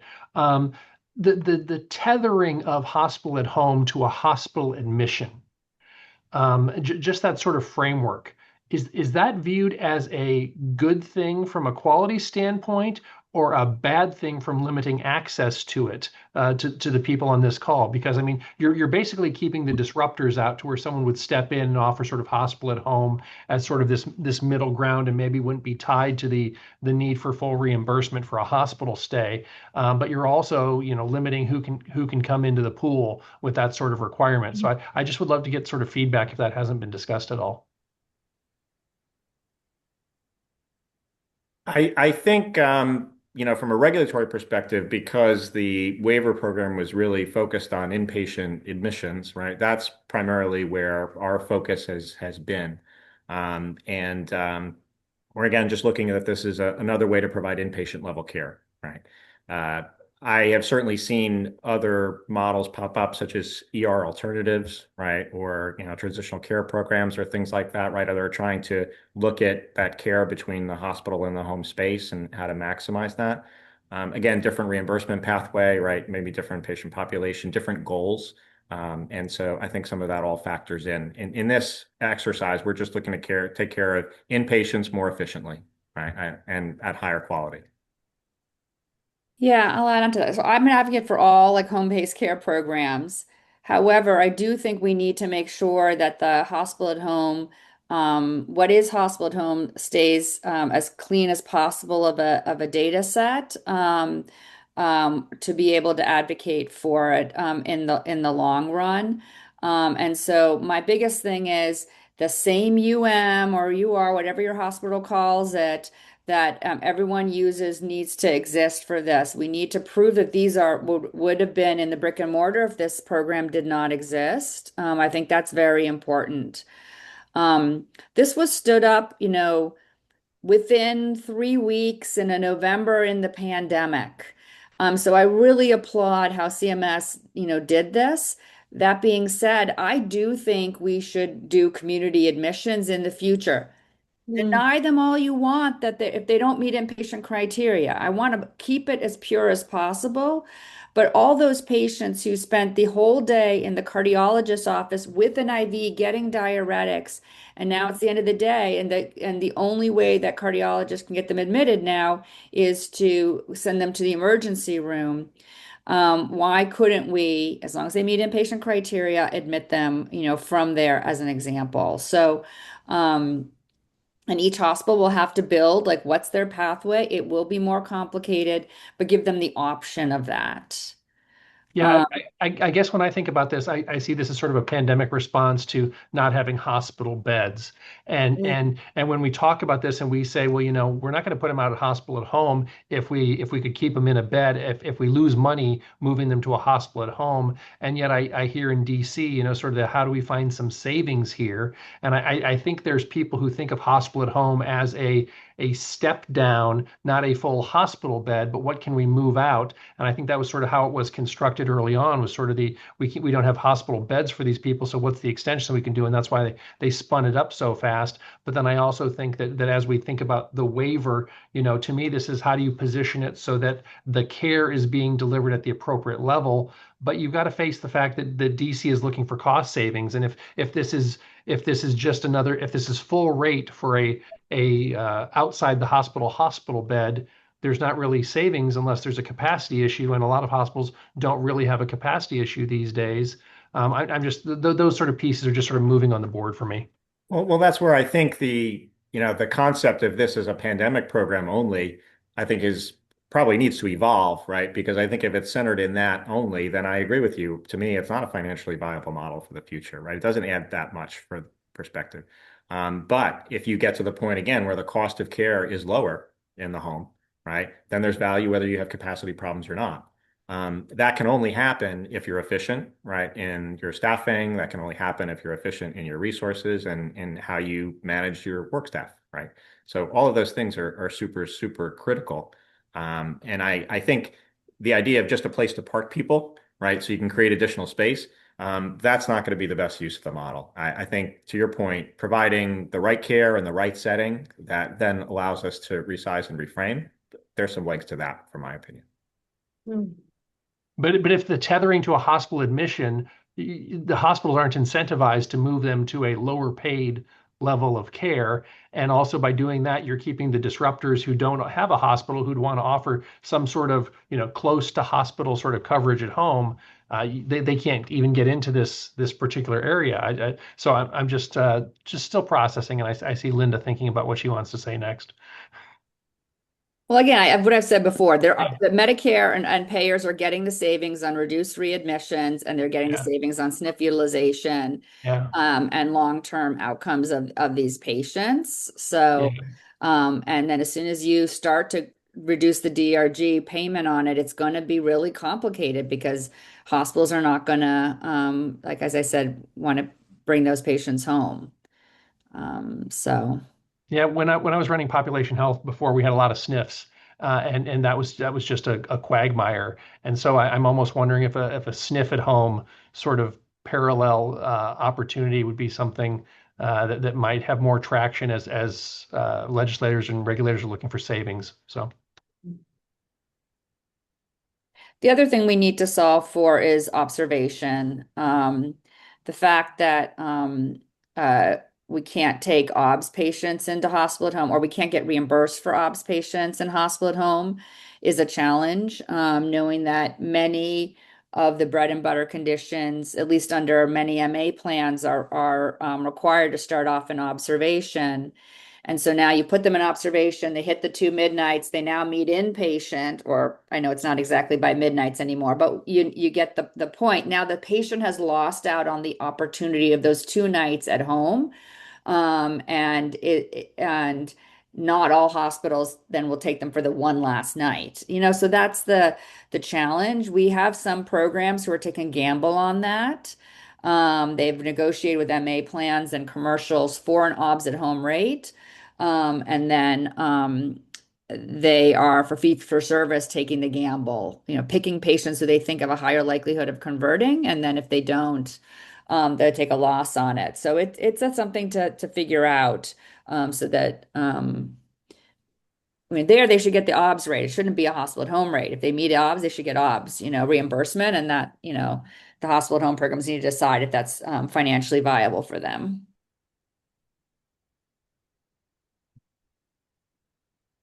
And we have a question from Jessica asking, what is the service area of the brick and mortar you cover?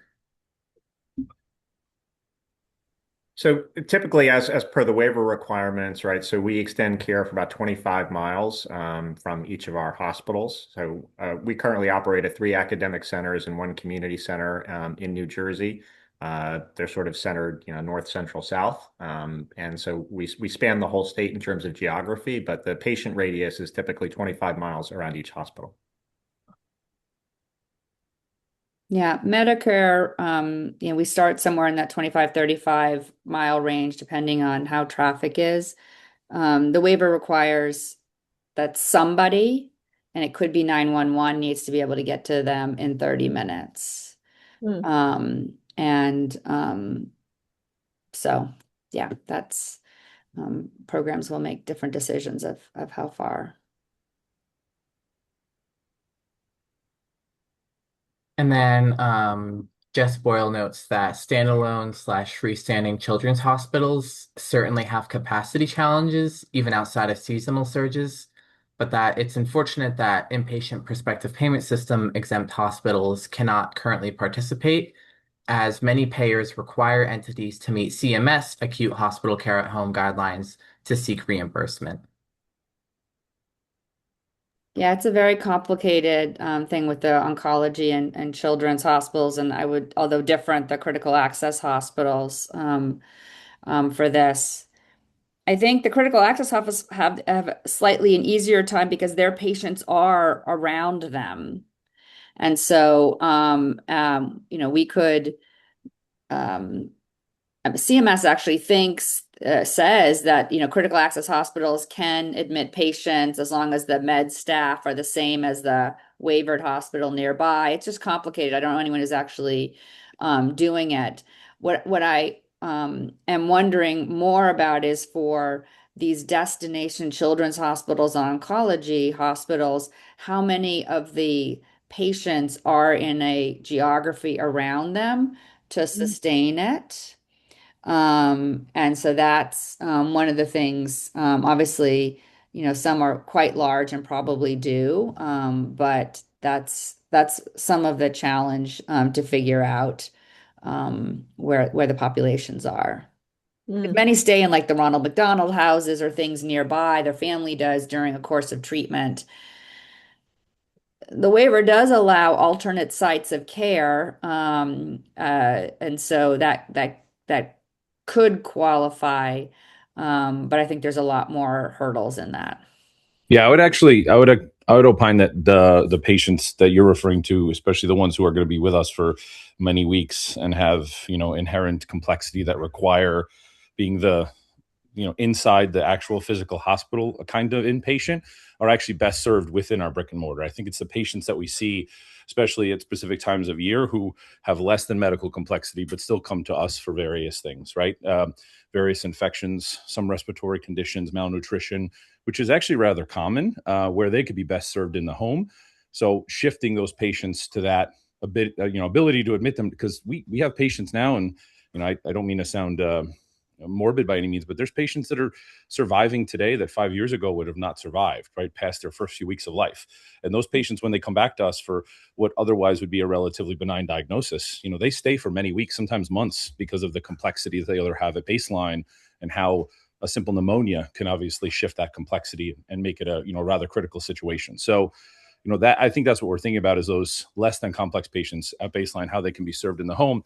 Many of those patients, to your point, come kind of relatively regional, right? It probably wouldn't fit the specific boundaries, or I would say like the distance requirements in the current CMS guidelines. It would probably have to be a bit larger than that, as we usually have kind of affiliate networks in our general area and serve patients slightly kind of broader than maybe like a standalone hospital in that example. But it's those patients are typically close by.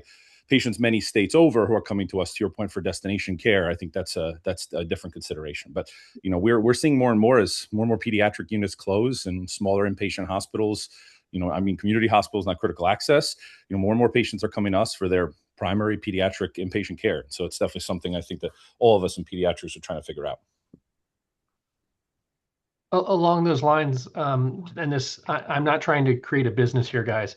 It sounds to me like when we look at the waiver, there's some problems with how the waiver actually gets executed and those sort of things, whether it be the pediatric hospitals or cancer hospitals or those sort of things. My background in rural medicine sort of brings some other things to mind when it comes to distances and those sort of things. That is more sort of what I was thinking about when it comes to, is there an accreditation that could be used to argue this is how it should, build it the way that we think it should be, and then use that to sort of take it to payers and the government to say, this is what you missed, or these are the ways.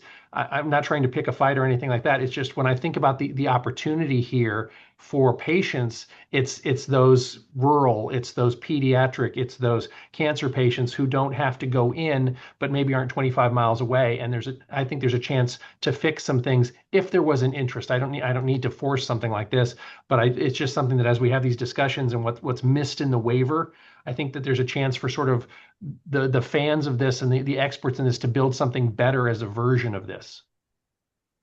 Yeah, Sean, and I can speak at least for pediatrics, right? This is exactly what we're trying to champion right now with colleagues at CMS, right? With our policy leaders, with House, Senate, and various other representatives. At least speaking from our perspective, knowing that there are some similarities. To your point, is how do we not only champion where the waiver may have been unnecessarily and not purposefully exclusive, right?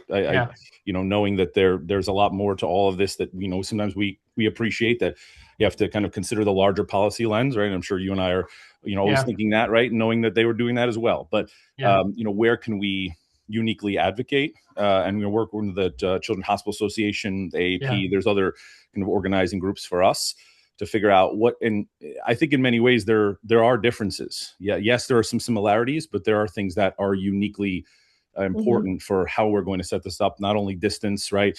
Certain patient considerations. I call out a lot that technically an 80-year-old, like I've cared for my 80-year-old grandparents, right, at one stage before they passed away. But an 80-year-old can be at home, independent on their own, even admitted to the hospital in their home, right? There might be a desire for family caretakers to be with them as kind of another set of eyes and kind of an advocate, but they can legally be there. But if a 12-year-old gets admitted to the home, they legally have to be there with an adult for the entirety of that time.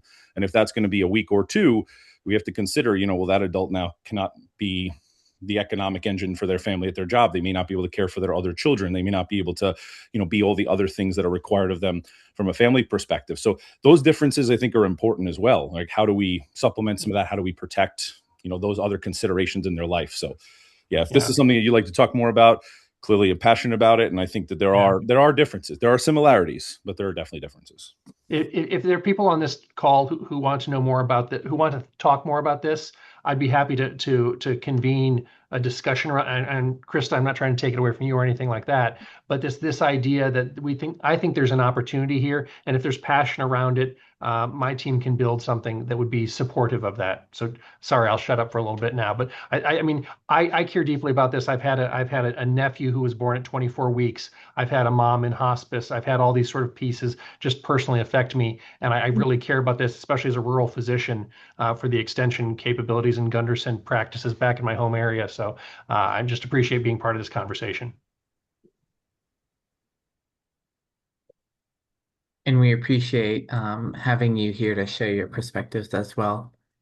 I also wanted to highlight some of the beyond just the operational and financial challenges. I wanted to get some of our thoughts on some of the legal challenges posed by hospital at home programs.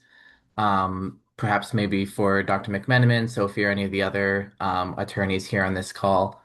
There was a letter from the National Academy of Medicine a few years ago that talked a bit between some payment policy proposals, but also some of the legal compliance and liability challenges posed by hospital at home programs.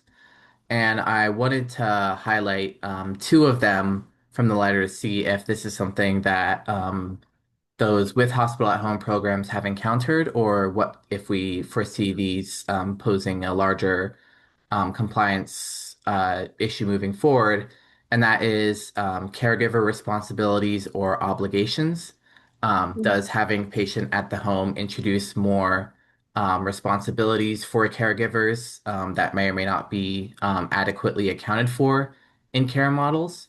As well as issues raised about scope of care. So, for example, if a clinician is going into a patient's home and they're made aware of issues like elder abuse, child neglect, or so on, is that something that should be within the scope of care within the clinician or the hospital at home program?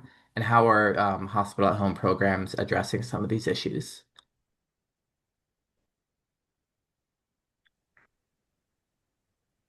Well, this is Joe. I wasn't aware that I was going to be asked these things. First question I would start, well, first I'll say that I can address the liability issues off the cuff far more readily than I can the payment issues. So I will turn to those first. First question would be, what is the standard of care? The theory with hospital at home, at least to my understanding, is that one provides the same level of care in the home as one would provide in the brick and mortar hospital facility. And while I understand that principle, in actual practice, is that what actually happens? The liability exposure of the hospital will be a function of what the standard of care is.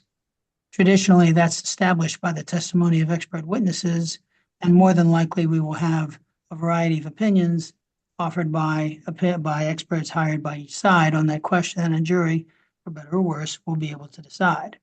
Relevant to this, I suspect, may well be whatever promotional or other information the hospital or the health system has disseminated.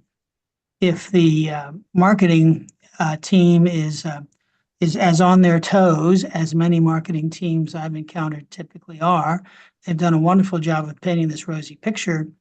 Those pictures always make me nervous because they may not necessarily reflect the reality. That's not to say there's anything wrong with marketing, but I would caution hospitals doing this to be a little careful about what they say and don't say in regard to what's possible. There's a curiously, to me, rather curiously intriguing question of whether by putting a patient basically an inpatient in a home and entrusting some degree of care to relatives, the hospital has wittingly or otherwise made them its agents.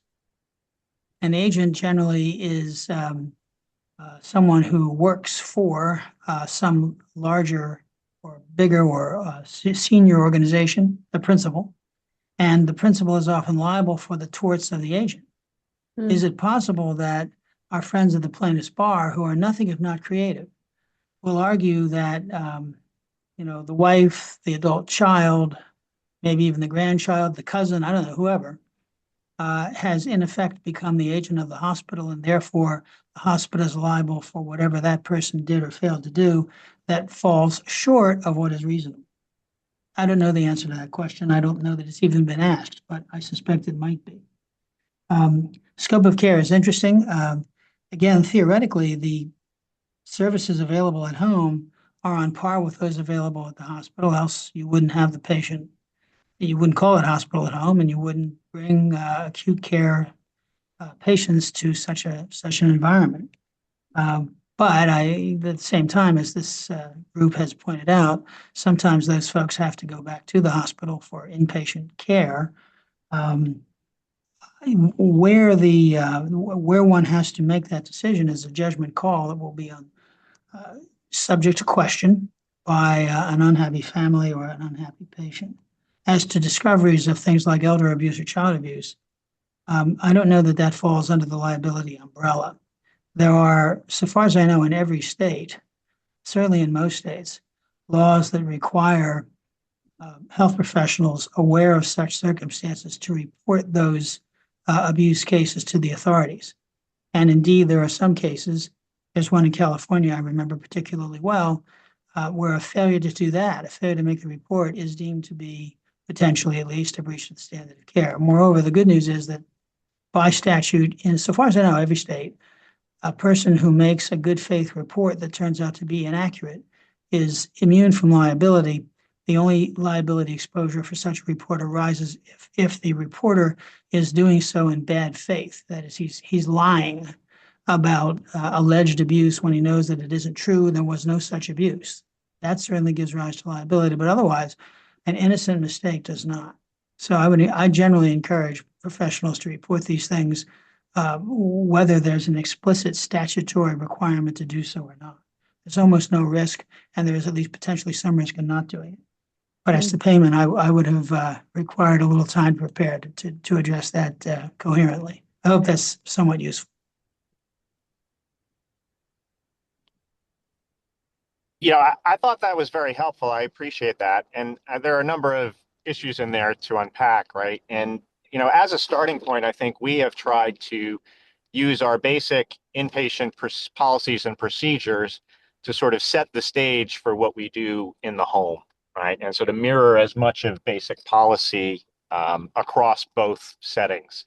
Now, what we have found is there are certain things in the home that have to be done a little differently. And so we have also used policies and procedures as a way of creating, a standard, so to speak, right? So for things that we have to modify, we've been very clear about sort of calling them out as one example of trying to meet that gap.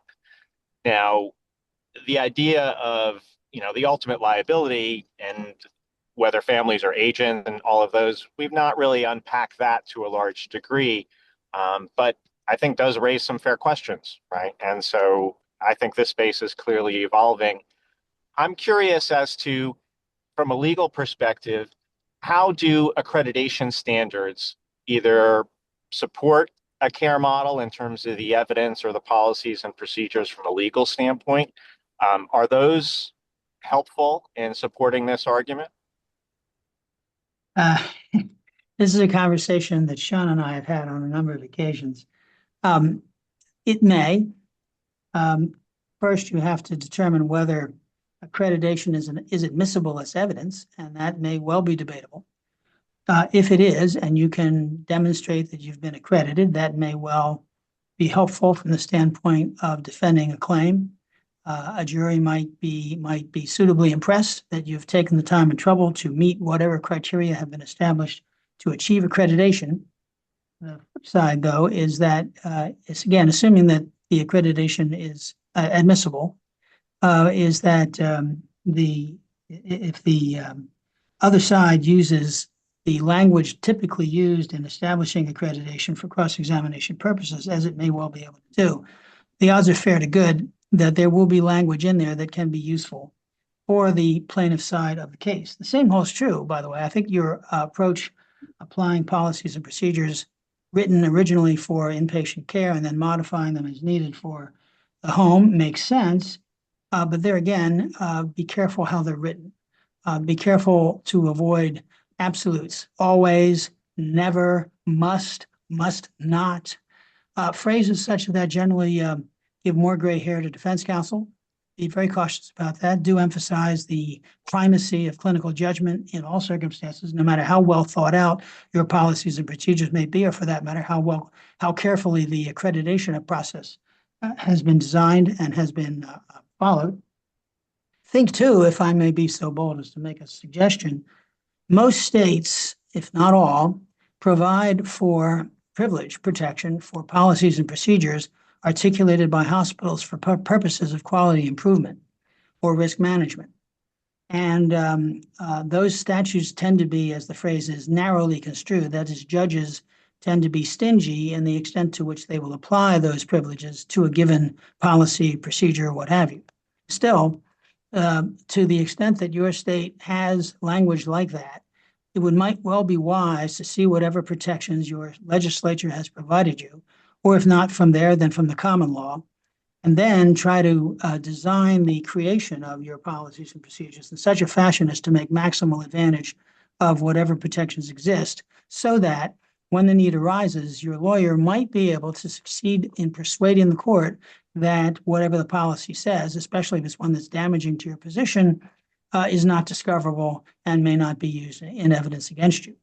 That can be a tough fight, but it can be very valuable if the document we're worried about is written in absolute terms, or if there's an argument that on this occasion, in whatever particular, you departed from whatever your own policy said. My 2 cents on this is that that's one of the reasons why I thought that there might be an opportunity to write the accreditation so that it is supportive of the things that you would want to have written. I always say being around the table keeps you off the menu. And I felt that if there were experts in this area who wanted to create something, that would be an opportunity. And then to use that to take it to the policymakers to say, look, we've built this model, which is built more correctly than what you guys came up with in your scramble. So that, but also great job on the overview there on the legal aspects. Thank you. Always enjoy chatting with you, Sean. Yeah. Dr. Day Sherry shared this infographic from Hospital at Home Users Group.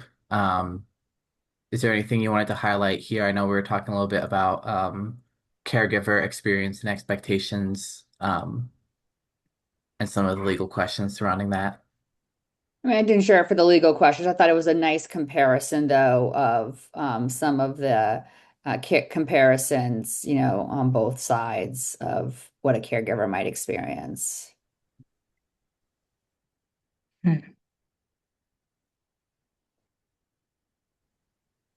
Great, and I think this was a really great discussion of some of the challenges and future directions for hospital at home programs, specifically for the waiver as well. The last few minutes we have for this roundtable, I wanted to see about what possible next steps or actions we might want to take based off of the results of this discussion. It sounds like there's a lot of thoughts on how the design of the acute hospital care at home program might be improved to be more inclusive and allow for more easier uptake. There are many ways that we could kind of act on this issue, especially from a more policy and advocacy perspective.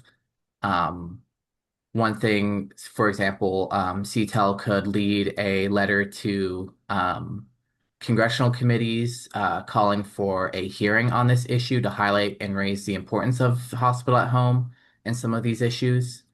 That's one potential next step and action we could take from today's discussion. I'm wondering if there's any thoughts on that or any other ideas or issues that we'd want to highlight in front of policymakers in Congress or the administration. As I always say in these situations, a letter is fantastic. A letter delivered by a constituent is even better. So I mean, communicating with your representatives is one of the keys to getting any of this paid attention to, because a simple letter coming in or a lobbyist coming in with a letter doesn't matter compared to a vote coming in the door and talking about it. Exactly. I mean, they're going to care a lot less the letter coming from CTeL than they are a letter coming from Northwell's CEO, and that represents a large voter base. So, I mean, we could put together an additional meeting focused on advocacy at a 1 hour meeting. If anybody is interested, we could draft a letter and as a template and encourage you to send it. Is that what you're suggesting, Sean? Is CTeL draft a letter? Well, I mean, if we can get our act together, the more people who carry the letter forward individually and organizationally, the better that's going to be. Now, even if you just want to do one on your own, that's a great thing. But a common voice from friends is always more important. Yeah, I 100% agree. And that's definitely something we could kind of take some of the thoughts and perspectives shared during this meeting, put together a template letter that then you can kind of put in some of your own organization's concerns and experiences and help you identify where and how to get it to your representatives. Is that something that would be interested in? I think that would be helpful. I'd appreciate participating. I think April has a good list of people that signed up for this meeting, and so we could do it as a follow-up. So post meeting, we'll send around copies of everybody's slides, notes from this meeting, along as next steps in terms of a conversation about putting together a draft letter and perhaps meeting in the next couple weeks to review that letter. Yeah, I would also just say that the cancer hospitals and the pediatric hospitals putting out something reflective of their particular needs and the myths that they see in the current waiver system, I think would be very powerful also.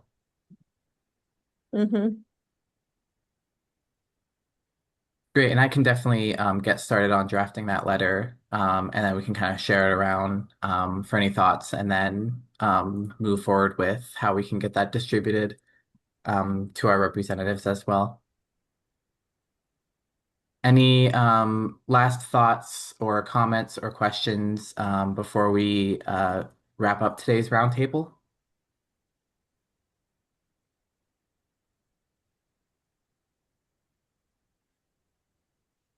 With that, then CTeL will follow up with the materials that we provided during today's discussion, as well as later on with the draft letter for your review if you're interested in joining it. We really appreciate you joining us for this conversation about hospital at home, digital health's role in the program, and the future beyond acute hospital care at home waivers. We really appreciate you all sharing your expertise and taking the time. And we'd again like to give a special thank you to Dr. Deshary, Dr. Guru Nathan, and Dr. Marota for taking the time to share their perspectives and expertise. Our next monthly roundtable will be later in June. It'll be hosted in person in New York City, focused on some of the market issues surrounding digital health and AI. Registration is available. Registration will be made available soon, and we hope to see you there. Thank you so much, and I hope you all have a great rest of your day. Thank you. Thank you.